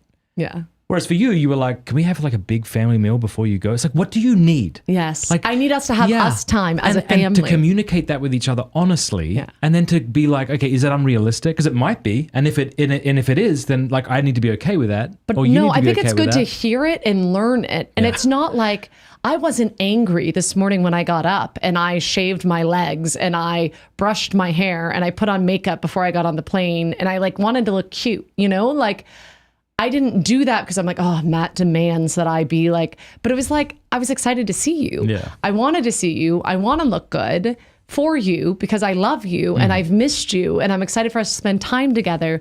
But it's like in that process of getting ready, it's the same with a date night. Like having time to get ready for a date night before is important because it's not about me looking good for me. It's about me taking time because I'm an oven and I can start warming up then, looking forward to going to dinner with you and spending time with you. Yeah. And wanting to look nice for you and knowing that you appreciate that. Yeah, it is cool when you can become so close that you can just say what you want. Yeah. Right? Like that's... And don't take offense because you think you're supposed to take offense. And if you say something... Ooh, that's good. Yeah. Don't take offense, but what does that mean? Don't take offense because you think you ought to be offended by something. So something that someone would say and everyone else would be like, oh, I cannot believe he just said that. So don't be offended because it seems like the right thing to do, but rather challenge it. Like, okay, why am I offended by this? Like, I want to... And you'll say it sometimes where you're like, I think I just hit a nerve. I'm not trying to hit a nerve. Why are you responding that way to this thing that I said? Like you'll say, I can't think of an example, but do you know what I mean? Yeah, I think so. Like you say something and I like overreact and you're like, I'm not saying you're not doing it. Sometimes happens with like the kids' schooling. Okay. Yes. And I feel like it's a personal attack. it's a personal attack because I haven't gotten them doing whatever they're supposed to be doing. And if I was doing that, and surely there's been times I have done that, but if I was doing that, you'd be right to be defensive. That's the thing. Like, we're like, stop being defensive. But defensive is precisely the appropriate response to an attack. Yes. If you believe you're being attacked, you are sane to be defensive. Yes. The question is it an attack? And can I trust you when you say, I don't think so, or maybe partially, and I'm sorry for that bit, but some of it isn't? And I think the longer we've been married, the better we've been about not putting the defenses up. Yeah. Like the defenses only go up a smaller amount maybe because you learn the other person's not your enemy and they're on your side. Like we still hurt each other for sure. Yeah. And I think that's the beauty of like apologizing and asking for forgiveness, but trying to see it from the other person's point of view. Like certain times I feel like others have been like super offended. Like, I don't know. But it's like, I'm not offended. What happened? Didn't we give a big talk to university students where apparently I shared way too much and offended everybody? Remember? Probably. That sounds like a thing you do. Yeah. But like, remember William? He invited us and we spoke in Austria to those people. What did I say that offended everybody? You said multiple things. People were pretty pissed. Yeah. What was it? And I'm pretty sure it was all their fault. I think that there was no, some people loved it and they were very appreciative. There were some people that were very sensitive. Was it something like, we definitely need to have sex tonight? So like, that this is happening. Was it something like that? Was it like being I don't even remember. Or was it maybe what we're talking about now when it's like, I need you to look good. Like, please look good. Like, we need to go out for dinner. I need you not to smell like vomit. Make that happen. Yeah. And it was something like that. Where I was like, I hate him. Yeah. But if that's what I was actually like walking around just being a jerk. Yeah, no, I don't remember what it was, but it was something that, people right? were offended by, and I wasn't. I was like, oh no, I'm not offended because you don't know what he means. Like, I think they don't know you the way I know you. You know what helps, I think, is like to say to a woman, like, okay, what's something you find really unattractive, like in your spouse? Like when they do this thing or are this way, you find unattractive, right? Putting underwear on the floor. I don't care. Whatever. But a lot of women hate that their husbands leave socks and underwear on the floor. Or maybe they're bad breath, or maybe they're overweight. It doesn't matter. Whatever that thing is, it's legitimate, right? Yeah. So what we're saying is if a husband he's also allowed to be like, please lose weight. Like I need you to, like, not you've never needed to lose weight, and obviously there's inappropriate times to say that if you're having a baby and things like that, but like, I need you to be healthier because I actually find it unattractive. Maybe you don't say it just like that, but I think women need to be open to hearing that. I think and I would disagree with you in the aspect, I think it's okay to invite them to a healthier way of living, as opposed of demanding something of them. So the difference would be, so I have every right to say, could you please not throw your dirty socks and underwear on the floor? Just to be clear, this is an example that's not about me. We're just giving examples. Yes. You don't do that at all. But if you did, I would say, please stop doing that. And it doesn't bother you. You've never said that either. But yeah. I've never said that. You don't do it. But like you've done that to me with the bed. Could you please make the bed in the morning? Like if you're the last one out of bed, I'm like, why do you care about a bed being made? But I enjoy when you go to town and I don't make the bed. Yeah. But when you're in town, I make it for love of you. All right. Because you care about the bed being made. Yeah. And it's just one of those things. Yeah. I think if you saw, okay, so there's a difference between if I'm struggling with my weight and you tell me I need to go on a diet, I'm hurt and I'm offended. If I'm trying, like maybe I just can't lose the baby weight, and oftentimes it takes a while for it to come off. Mm-hmm. I pack on so much weight when I'm pregnant that mine comes off kind of quickly, but other people don't gain that much and they have a hard time. So if I'm eating healthy, you telling me to go on a diet is mean. But if you see that your wife is eating... I disagree that it's mean. I think that I see what you're saying. If she's already trying, if she's aware of it. I'm with you, right? Because it's like you'd flip it, right? Suppose the husband is like trying to lose weight and he's like making progress and he's doing his best and then he's sliding back, and the last thing I need is you telling me like, could you stop being fat because it's unattractive? Yeah. Like, yeah, that would be awful. Yes. What I would need you to do is to tell me in a way that I can hear. Yes. Right? Yes. Because that way we both win. Yes. I get healthier and more attractive to you because that's the thing you want in this situation that you've never asked for. Do you know what I'm saying? It's just, so I think that's kind of what you're saying. It's like being attentive to the person, being realistic not like this poor woman we had on the show who's like, why do women need to gain weight in pregnancy? And Trent's like, you are an insane person. That's not what I'm talking about. Oh, well, you'll have fun one day. Sorry. I'll show it to you. But I guess what I'm saying is, I think what you're saying is you want to be able to communicate it in a way that's helpful. Yeah. And encouraging. Yes. And you being their biggest cheerleader in the process, right? So like, right. If you're eating Ben and Jerry's every night and you're just throwing away the lid and going to town because you're committed, and you saying that I need to lose weight, like that would be so rude. Yeah. It would be so mean. And it's like, okay, well, just because you don't have to eat healthy and I'm struggling with my weight, like it's just not fair. But to say, honey, I'm concerned about, because I know couples that have done this. So like, I'm concerned about both of us. What if we did Whole 30 together? What should a husband do if his wife's fat and he finds it unattractive? Like, surely, wouldn't it be good if she lost weight? Yes. And wouldn't it be good that she lost weight because it's unattractive?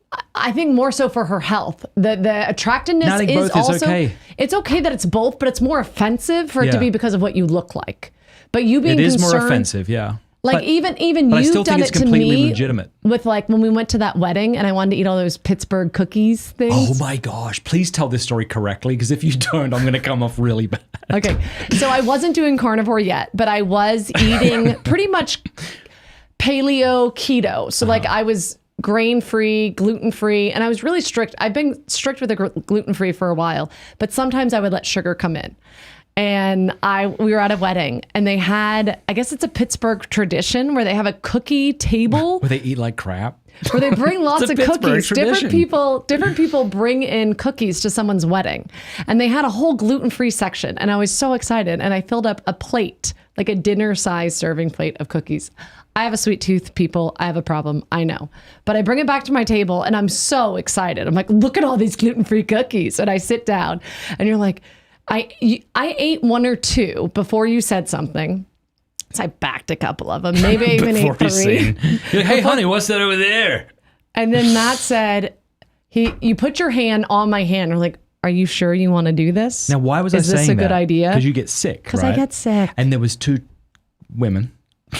There was 2 women that were larger and probably struggle with their weight. Love and life. Who heard me say that to you. I heard you. And then I think I responded with, what, you're afraid I'm going to get fat or something? I made a fat comment. It was a joke too, right? And it was totally a joke. I don't know if they knew that. They were very offended. I think they were offended for me because of you, but it wasn't.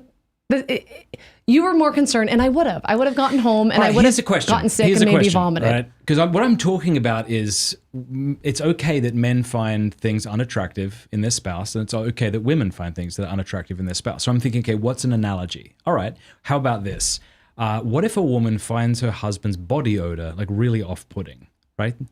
It's something he can't really help, but maybe he could do more about it. Like this might be a nice analogy. How should she say to him, so I think there's a difference. There's a difference between if your husband wears deodorant every day and showers daily and is aware of it and is trying, but he just smells bad, versus he's burping and whatever, and he doesn't wear deodorant and he doesn't take showers and he's like, whatever, my shirt's 6 days old. That's repulsive and gross. Yeah. This is just a guy that struggles with BO. Okay, so then the analogy would be the woman who doesn't care about her weight and is downing McDonald's burgers every day, and that's gross. Yes. Good, okay, good. Sure. We're in agreement. Yes. Okay. Yes. So how does she tell him in a way that's loving?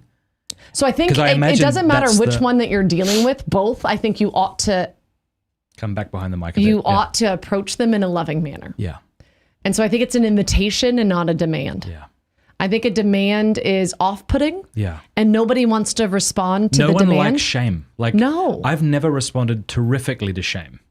And if it's something they're already, so this guy who bathes every day and puts on deodorant and always has on a clean shirt is already feeling shameful because of his BO. Yeah. So you want to approach him even more lovingly. Right. But you could... If he's oblivious to it, maybe he needs a little you smell. Yeah. I think there's also I don't think there ought to be an expectation. So there's 2 things. I don't think you should have the expectation that you should be able to fit in your wedding dress after you've had a child, let alone 6 children. Okay, yeah. There's some people that can. Yeah. Yeah, bodies are different. Bodies change differently. Yes. Even when those people are eating well. Although there's a lot of people who are fat because they're not eating well. That's the majority of them. Yes. So listen, this is what I'm saying. So I think that when you can't say that. We're responding to maybe someone that we think is saying you should fit in your wedding dress, even though you've had 10 kids. And it's like, that's rude. That's not okay. Yeah, because you're telling them to fly. You're telling them to do something they can't do. Yes, but to be more healthy, and to love your spouse and say, honey, I think, and I make it a mutual thing. Even if you don't struggle with weight, say you're the guy and you're not struggling with weight, and just bring it up and like, honey, I feel like we're making some really bad food habits. I don't like the fact that I listened to this podcast and they were talking about healthy eating. I think the fact that we're always getting fast food isn't good for you, me, or the kids. Right. Being part of it. Yeah. And like, honey, what if we don't have soda in the house? Yeah. Like maybe if we go out to dinner for a special treat, we can have a soda then, but let's not have soda in the house. Totally. I've heard of this thing called Whole30. Right. What if we just ate real food? I don't know if you know this, but like share whatever it is. Like bring her chips. Along bring her on along the journey with you. You. Do it with her. Yeah, yes, yeah. I would like love for us, honey. What if we set ourselves? And I wouldn't make it about the weight because people are weird with scales and weight. Yeah, especially women. There's like a weird obsession thing, and you don't want to bring that up. Like some people don't care about weight. I don't really care, but I think I'm the minority. I think most people do. But I have a goal and be like, honey, I think if we could eat nothing but real food for 60 days. That's cool because it's a challenge that you're inviting someone on to do with you. We go to McDonald's. Not so McDonald's. You can get yourself wherever she wants to go. Yeah. Like, honey, you know how you've been talking about wanting to go to the beach? I want us to go to the beach. But what if we had to eat for 90 days clean? And then you would feel so much better when we go to the beach. Right. I'll buy you that new bathing suit you really want. And then it's an invitation and she's excited. Yes, I'm with and you. You do it too. Yes, If I you agree. want to eat ice cream, do it when she's not around. Don't do it in the house. Don't tell her I said you could eat ice cream. Do it in the shower. Yeah, that's good. I think we're in agreement completely. Okay. It's just... And I think it's okay for you to You know ask what it that is? of her, Here's but what not it is. demand Here's it what and it be is. a jerk about it. Let me speak. Here's what it is. Sometimes you have to say the thing without varnish so you know what you're both saying. Yes. Like theoretically, like in a conversation. But then as you deliver that to a person, it has to be done in a way that they can hear. So what I think we just said is, it's okay if a woman finds her husband gross because he smells. Like, that's the unvarnished thing that we're both in agreement with. It's okay if a husband finds his wife less attractive because she's shoveling food and she's actually really overweight because of her own choices, right? Like, that's okay. Yes. Okay. But then it's like, okay, how do we communicate in love to each other? Yes. Right. So I think it's like, it's both. But see, unless you say it harshly like we just did, I just did. You don't know what the thing is. You don't know what the thing is that we're trying to communicate, I guess. I think I would still know what the thing is. But I'm not saying the thing in our marriage. I'm saying as friends who are talking about other people's marriages, isn't it okay that a wife should find things unattractive about her spouse? And yeah, I guess that is okay. That sounds kind of offensive, but I guess it is. All right. Now, how does it communicate is different. Yes. All right. Next question. Agreed. Sydney Vavek says, have you and Cameron always communicated so well? This just came in. I don't know if she's joking or what. Have you and Cameron always communicated so well, or have there been things that you have had to put into practice to help improve and foster good communications? The way you speak to others is so beautiful. Aw. Thank you. Until they just listened to what we just did, and they're like, that was way too complicated. She's fat, right? And he stinks like, yeah. What? You're live. You can't just... Yeah, we're live, yeah. Okay, so thank you for the compliment. I think we're both external processors, and that helps. We have to process things externally, and you cannot, you have no poker face. Me? Yes. Yeah. If something is bothering you, it's can't. Apparent. Oh, it's so apparent. Yeah. And it's bubbling and boiling up, and it has to be addressed, and it has to be addressed now. Yeah, I got to work on that. I can work on that. But in some ways, it's helpful. It's helpful. So we deal with it and we communicate. Yeah, yeah. Like you've never had something that you're like, I need to be bringing this up to Cameron. I've been dealing with this for weeks, haven't said a thing. No. She's unaware. Yeah. No. I tried that with the whole pain thing, not telling you, and it lasted like 2 days. Yeah. But yeah, we don't often keep things from each other. Yeah, I mean, at our best, right? Like at our best, we're gently, well, it's more like when we are trusting each other. You know, like when you feel safe, then I can say things that might even be challenging. and you can hear them because you know I love you. Yeah. If you don't feel safe because I'm being a bit of a jerk, or if I'm kind of like a bit prickly or impatient, then it's almost like anything I say is going to kind of hit the wrong way. Yeah. So it's almost like you need to kind of create this sort of nest of safety. Yeah, agreed. So that you can then speak and be trusted. And then if you see that I'm not in a place to hear it. I have to do a better job, whatever that thing was with homeschooling, I forget what it was. Do you know what I'm talking about? Yeah, I know what you mean. Like I've been worried sometimes about the kids' education, and you see that like I'm attacking you for not doing a good enough job homeschooling them. Maybe something like that. I don't even remember what it was. Okay. But I remember you tried pressing in on it a couple times, and then you're like, we'll just come back to this later. Yeah. And then we were able to go back later and have the conversation because I didn't see it as a threat. Okay. Because I think you reworded it too. You're like, I'm not saying it's your fault. Yeah. And you came at it in a much more gentle way. And I'm not normally someone that you need to be more gentle in the way that you're speaking. Yeah. But for whatever reason about this thing, it was hitting a nerve. Yeah. Does that make sense? Oh, 100%. Of course it does. Yeah. I think we also need to know that we're both on each other's team. Yeah. 100%. Yeah. Like if Thursday bothered you and you accidentally killed him, that I would help you bury the body. Yep. Pretty much. Like I hope that doesn't happen. Sorry, Thursday. But that I should be on your team. Yes. I'm always on your team. Like Josiah just said, try it. Yeah. No, but I think that's so important. Like you need to know that I'm for you. Yeah. Like I'm your biggest friggin' cheerleader. Yeah. If you tell me a story if you tell me a story about someone who was rude to you, I need to be all against them and all for you. Even if you're kind of wrong. Even if you're just emotional and interpreted it differently. Doesn't matter. That person's now my enemy. Yeah. I'm being hyperbolic, but you see the point. Yeah, no, absolutely. And I don't want you to have like, I think it's the same reason I share with certain girlfriends of mine about you, because I know they love you and they'll take your side over mine. That's actually advice you gave to a newly married couple in Assisi.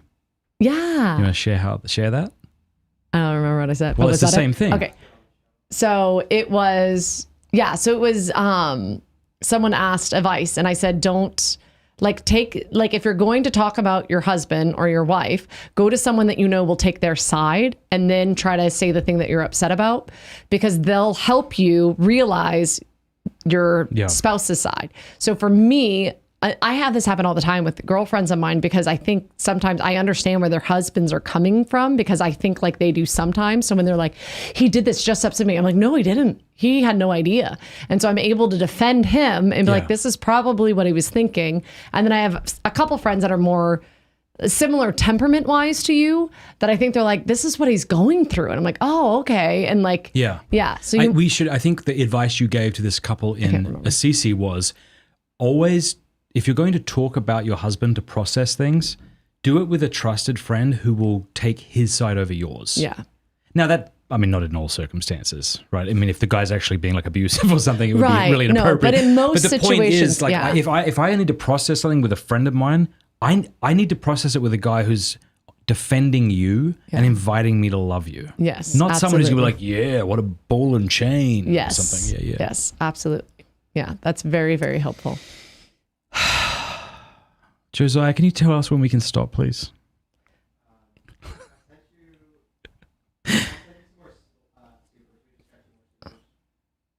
Do you want me to read the questions? Is that the problem?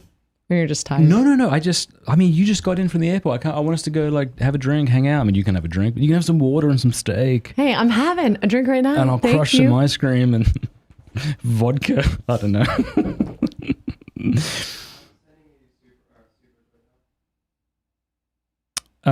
Francesco. Oh, I think I recognize this fella. He was a student in Garming. He said, living in Europe, I have much more hope for the Catholic Church in the US than here.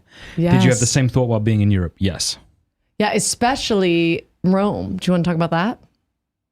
Oh my goodness. I want to say I am so excited for the Catholic faith. Me too. I am so optimistic about the Catholic faith in America. I was asked to come and preach to the seminarians at the NAC in Rome, just outside the Vatican. And the men there are cool and they're normal and they're kind of good And looking. all different. Yeah, different. There wasn't like one type. No, they were just so well rounded. Yeah. We all had cigars together one night. They love Jesus. They Holy love men. the Bible. Yes.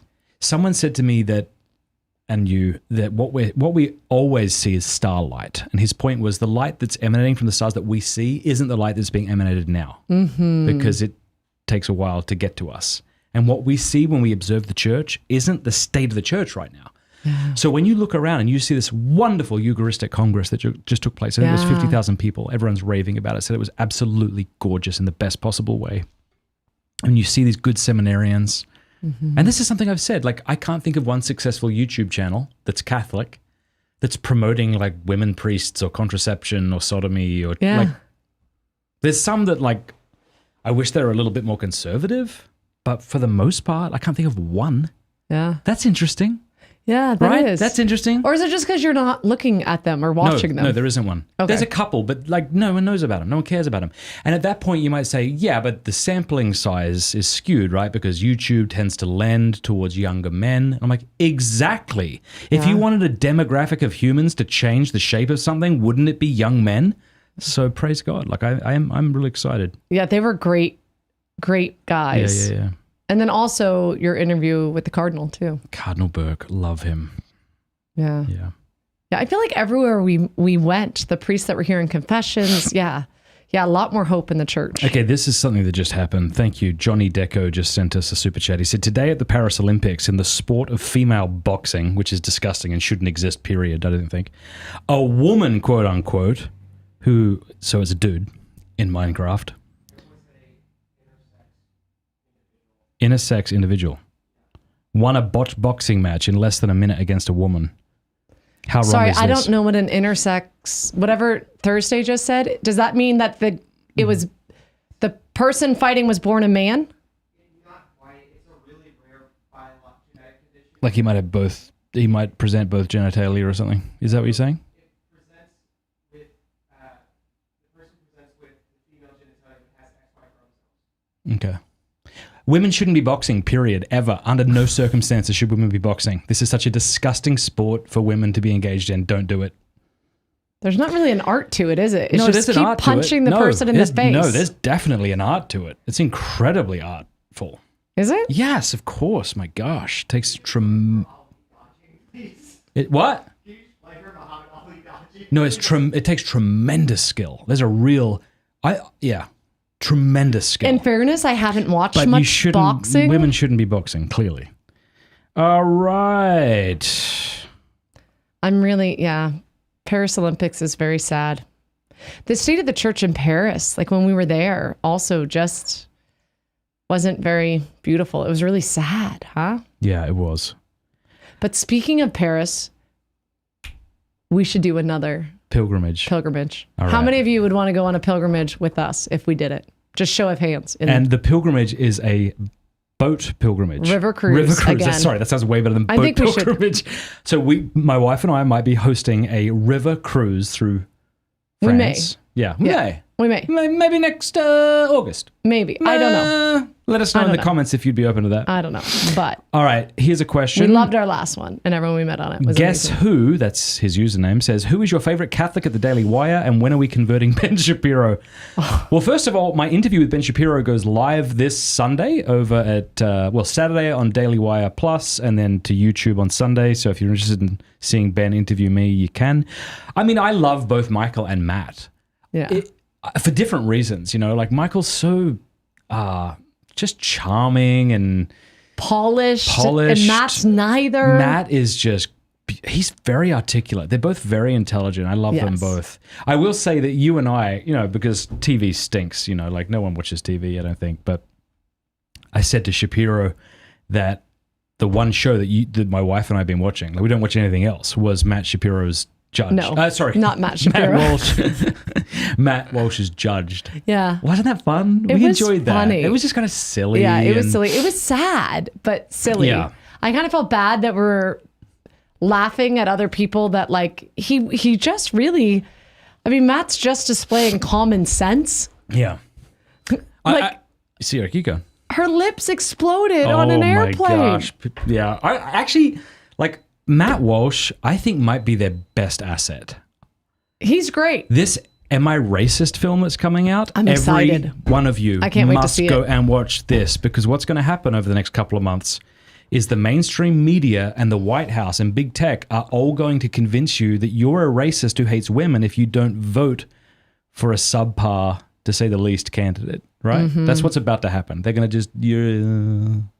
it's going to be gross. And I think Americans, kind of, a lot of us are stupid enough to just vote for... No, we're not. No, I think we are. We are not. Yeah, I think we are. Yeah, No, I yeah, think there's yeah. enough of us that know better. I hope you're right. She doesn't have anything to offer our country. But and she's proved it. Whenever people say, I have enough faith in the American people, I'm like, what? You mean the ones that like look at porn and eat trash and those people? You think there's enough faith in the American public? I have more faith in American people because I just have to. Like, you just need to, right? Like there's got to still be people with common sense, right? Like, Yeah. do you notice people when you travel now that are like not listening to stuff and they're just aware of people around them and you interact with each other? Have you noticed this? No, what do you mean? So today when I was traveling, there was a woman in front of me with a baby and she had a stroller.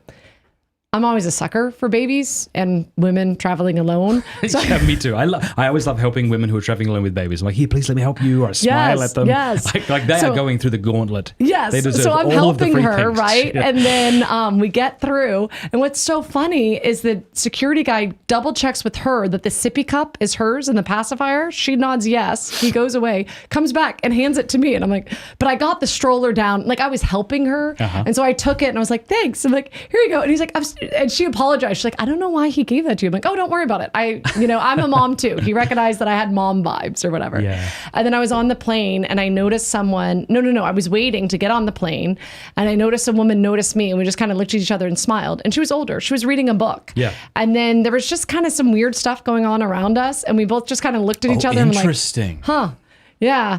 And just like we were interacting and everyone else was like on devices, like Yeah. listening, had things like people with earbuds that you don't see having a business conversation. Well, then I told John and he said, and we've got to do this by the third quarter. Yeah. And it's like, Yeah. you're not in your, Oh my gosh, don't get me started. but then there's other people on screens. And so I feel like those of us that are not plugged in or like so plugged in that we see that the world's still existing, we're interacting with each other. Like I don't know. Yeah. Like just having conversations. And I don't know. I feel like the last few times I've traveled, I'm like, huh, okay. It's the same with like, I went to buy raw milk and the guy, it's like an older American, had a Trump hat on, and like, we just started talking and being normal and kind to each other. Yeah. And I don't know, there's just something like we kind of experienced it when we went south recently, and just like random people in the coffee shop are just friendly and helpful and like comment on how great our kids are. And it's like, oh yeah, look, like there's certain people that are awakening to, let's go back to being good humans.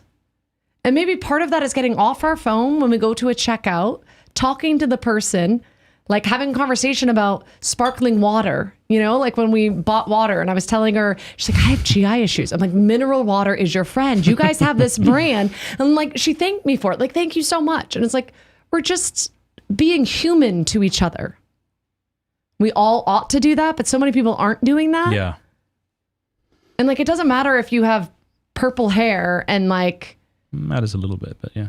no. What I mean is like, I went to a vegan shop, which I didn't know. I asked her. What are you doing in a vegan shop? It was gluten free. You guys have steak? Well, I ordered a cappuccino and I was like, normal milk, straight from the cow. Or I said normal milk and he said funny. oat milk. And I was like, no, straight from the cow, please.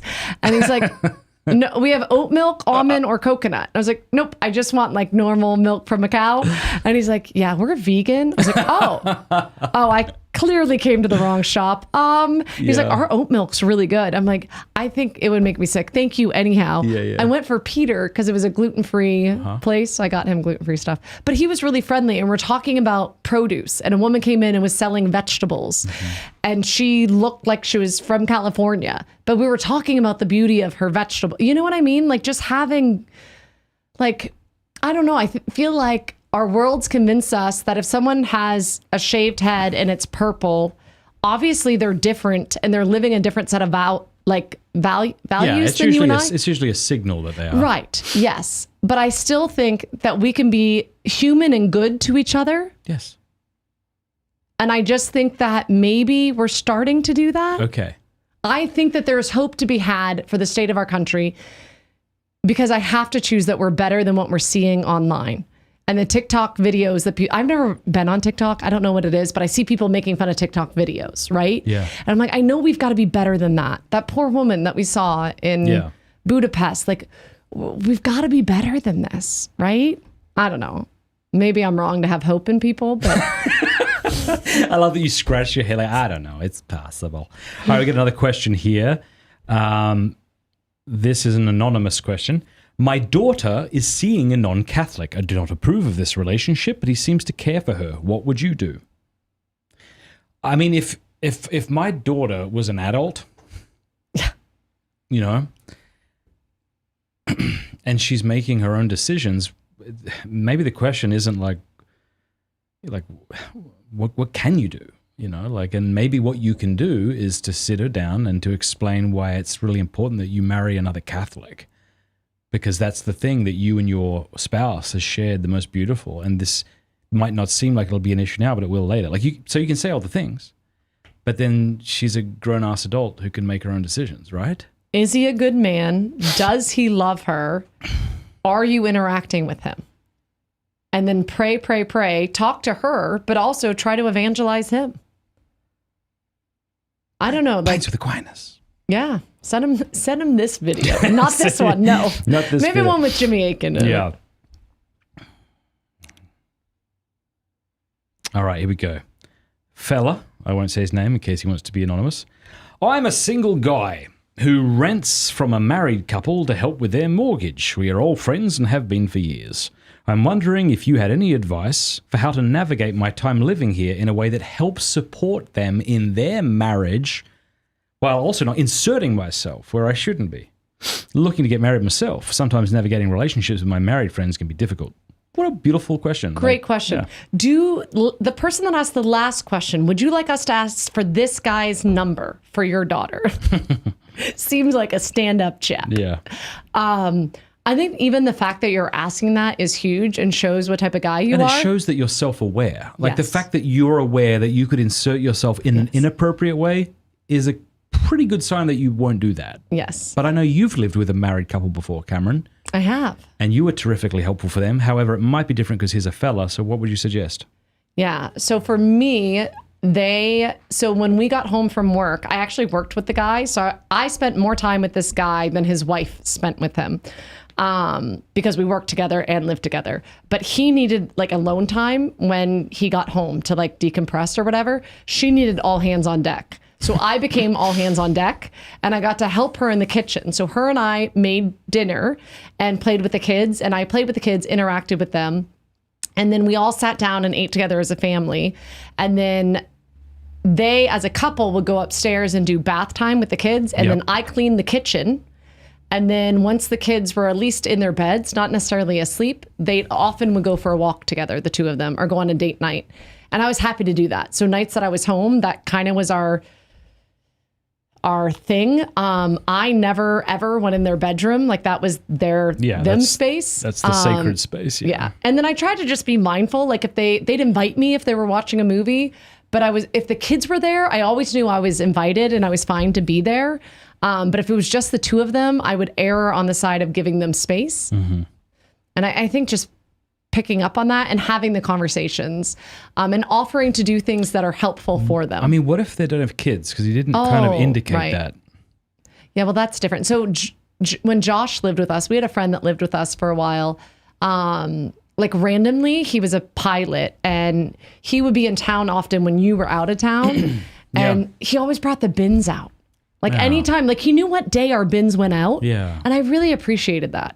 And he'd also like, if he noticed something was broken around the house, it would get fixed. Yeah. And like, I never asked him to fix it, but I felt so loved by that. You could tell that he was honored he was grateful for us giving him a place to stay, and he was looking for ways to help. Yes. Yeah. And he was always available. And don't you think that maybe doing the thing instead of asking, what can I do to help is usually a better idea? Yes, much better. Because if someone says to you, what can I do to help? You're probably going to say to them, no, you're It's fine. okay. You're fine. Yeah. But if you do something and see how they react, they might be really grateful that you just did that. Yeah. You can Like, I don't know how many things he fixed before I noticed he fixed something. And then I was like, how did this get fixed? I was like, Josh. Like, I knew it was Such a you. great dude. And I was so appreciative. It was like, thank you very much. And so just like mowing the lawn. I think he did that a few times too when you were out of town. It was like, you mowed the lawn. And I didn't ask him to do it, but he's like, oh yeah, no, I was waiting to get, because he was like on call. And so it was like something that he could easily do. So something like that, like mowing the lawn for them, or seeing something that needs to get done. But don't show the husband up. You don't want to do that, especially if they don't have kids yet. That wouldn't be good. Yeah. All right, what else you got? Jared says, the carnivore diet is considered by some to be an extreme exclusion diet. Has Cameron tried reintroducing certain vegetables and fruit to see if they affect her or not? I have. P.S. I've also heard that few people have issues with sweet potatoes, white rice, and tapioca. Has she tried any of these? Yes, thank you. I have tried to reintroduce things. The thing I wanted to reintroduce the most was red wine. It never went well for me. My body was not a fan. My taste buds were, but the rest of my body, not at all.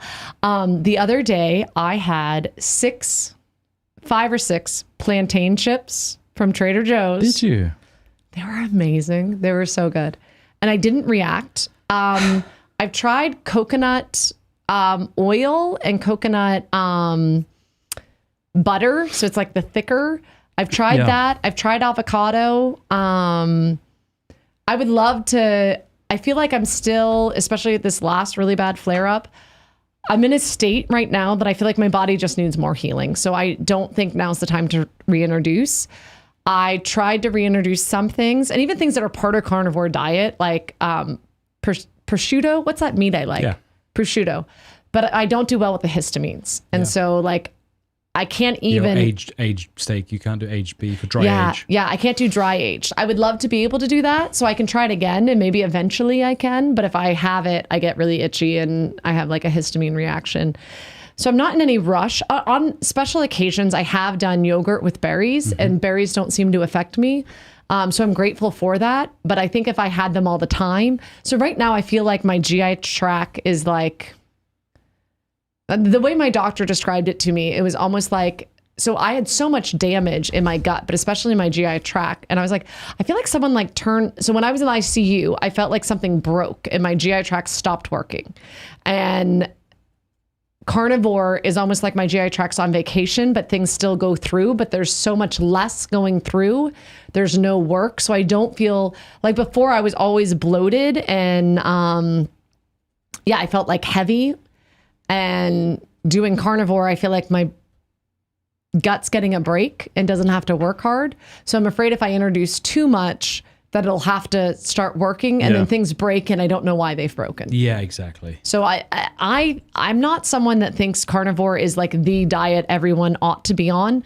For me and my body, that is what's best for me right now. Well, I like what you said at the beginning of this show. You're not doing this to be cool. Can you explain what you mean by that? Because I think that is kind of helpful to people. Yeah, I think that there is a movement where it's like carnivore and like really... Look how hardcore I am. Yes. Look how serious I am. Yeah.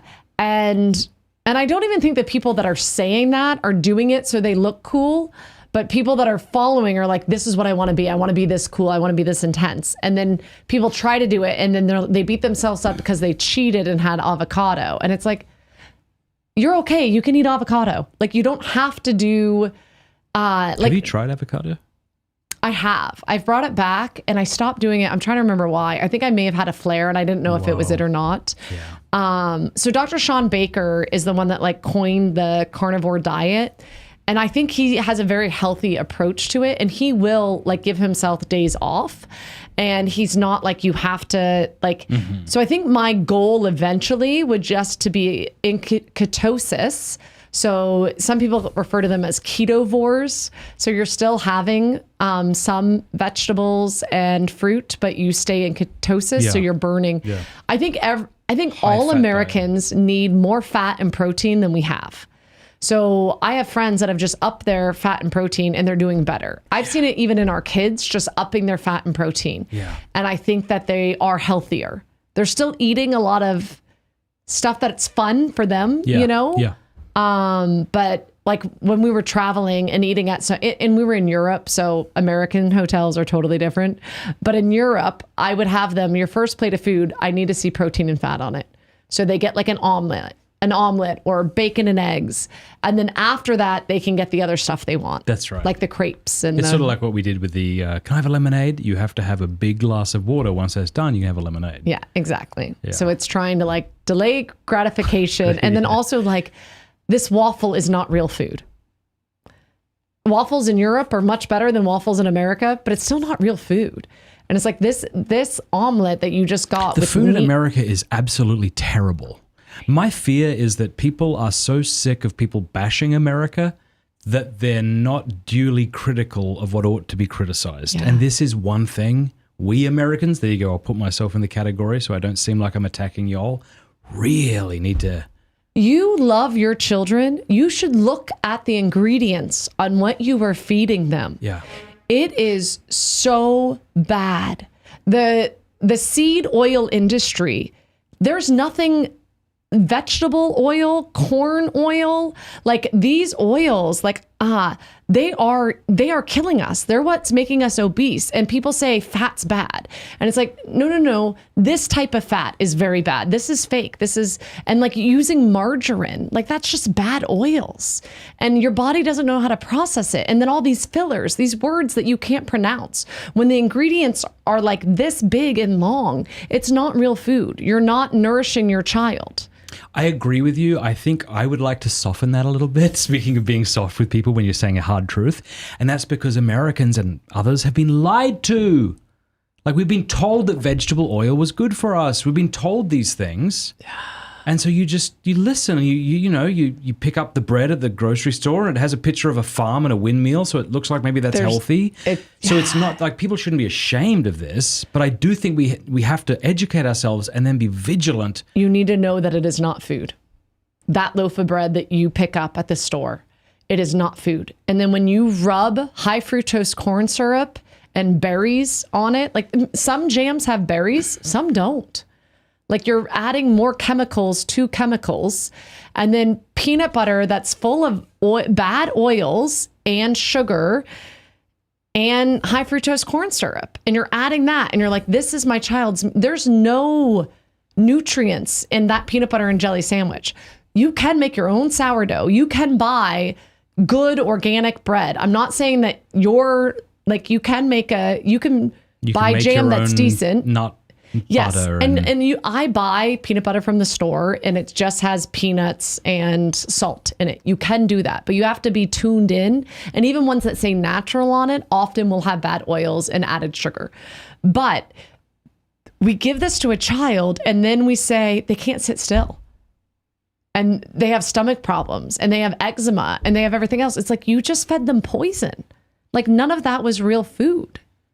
Like my diet sounds extreme, and it is, and I don't think everyone needs to do it, but like eating animal fat used to be part of our diet. Like lard, McDonald's French fries originally were cooked in lard. Like lard was a thing. The French fries in Gauming at that pool, they fry potato. They take potatoes. Was it olive oil or lard? Olive oil. Okay, we went somewhere else and it was lard. They fried things in lard. Explain to people that this is a good thing, because lard doesn't sound like a good thing to... It's a good thing because it's an animal fat that our body knows what to do with, right? So like other animals also eat fat. So like our body burns fat. So the more fat... So the funny thing is, a friend of mine and she's more paleo, keto-ish. She just eats real food, but she does a lot of protein and fat as well. But she just eats real food. She has lots of other food that she has. And I'm doing carnivore right now. And a group of kids were sitting around and talking.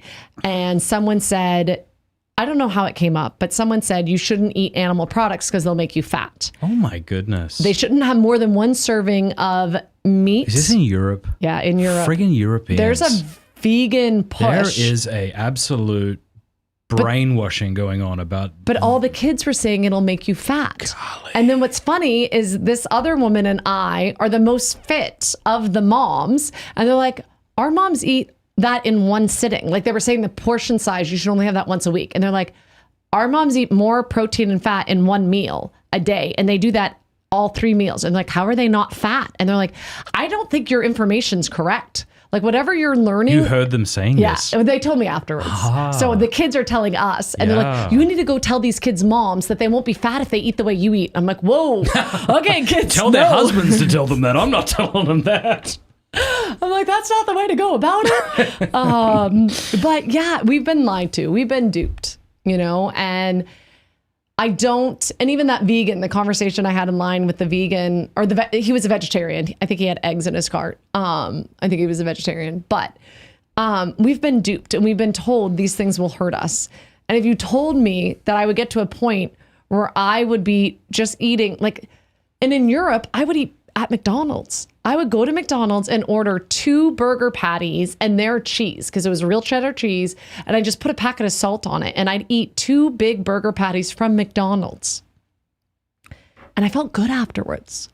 Like I never thought that would have happened. That is a question a lot of people have. They're like, well, okay, maybe it's easy for you. I have no money and you're telling me I got to eat carnivore. And I know you're not telling people to eat carnivore, but what is your advice to people who want to eat carnivore, but I just can't afford it? Buy one of those things of burger patties that you put in the freezer and just cook those. Right. That's you can get a bag for $10 and that can be at least 3 days worth of food. Yeah, crack an egg in the middle of it. Crack an egg. Yeah. So get that. That's $10. Eggs are what, $3, $4? So for under $15, that can feed you for at least 3 days. So $5 a day.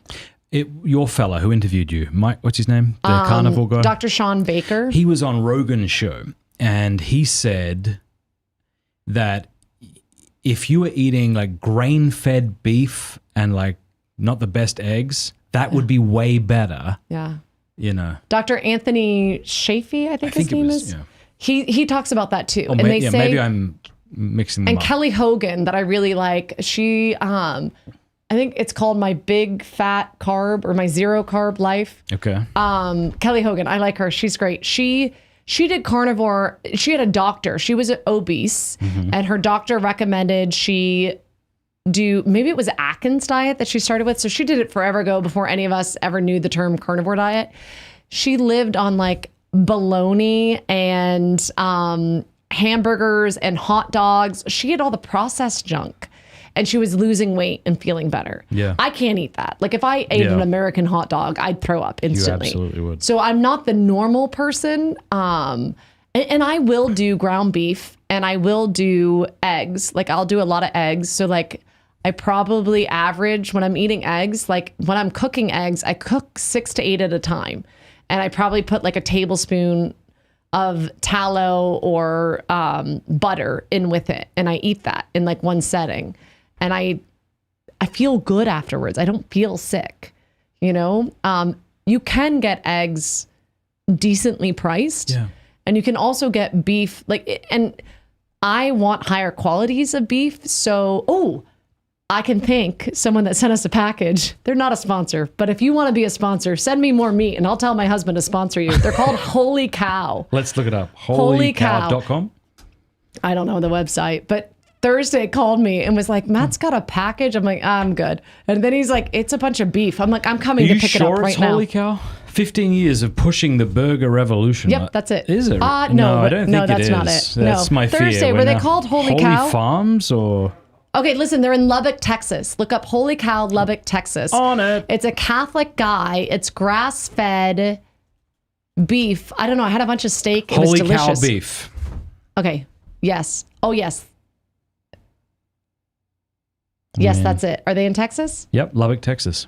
Yes, that's it. Okay, so now tell them who they are. All right, I will do that. So my understanding, I don't know for sure. Holycowbeef.com. So my understanding is they're butcher bought. you know how there's that butcher box company? Some people do that. These guys are Catholic. I don't know how their price compares to butcher block. I haven't looked at it. Holy but their Cow meat Beef is delicious. Holy Cow Beef is a Catholic company focused on providing your family with the same clean and healthy proteins we provide our family. We seek to promote healthy living on all levels and processes. We are certified to offer 100% grass-fed, grass-finished beef start to finish. No added hormones, no herbicide, no pesticides, and no antibiotics. If you guys wanted to send me more food for that, you're welcome, and you may. And I will talk I will my happily husband. eat it. So they actually, one of the times, they make jerky that's really good. And there are herbs in their jerky, but there's no dextrose or high fructose corn. But it's like, I don't know what it was, maybe rosemary, thyme, garlic, onion. And I ate that and I didn't react. I did well. They had hot ones. Did you try the hot ones? I didn't try the hot ones because there's pepper in it. I think my body would react to pepper. But they were bags like Ziploc? Not Ziploc, freeze-dried bags of jerky, and it was delicious. Good, and it's great because the bags like that, I don't have to keep in the fridge. Holycowbeef.com. Yeah. Holycowbeef.com. Yeah, I really enjoyed their stuff. Okay. Final question? Sure. Or do you have more to say? No, I think that people complain about the cost of what it's going to cost for doing carnivore. I don't think I've actually spent more money because, and if you're going from a normal standard American diet, and if it was just like, if we didn't have kids and it was just you and me and we ate out a bunch, if we went carnivore, we'd save money because we're buying less stuff and we're just being more so like the steak that you're buying may be more expensive, but you're not going to Fridays and like having drinks and you know what I mean? Yeah. So like, I think that you can do it for the same price, if not cheaper. Okay, final question. This comes from Aiden Campbell. Thanks for the super chat, mate. He says, I used to be addicted to porn, but even after escaping, I see great selfishness in my sexuality and this worries me. What can I do now to heal as a single man so that I won't try to regulate myself with sex once married?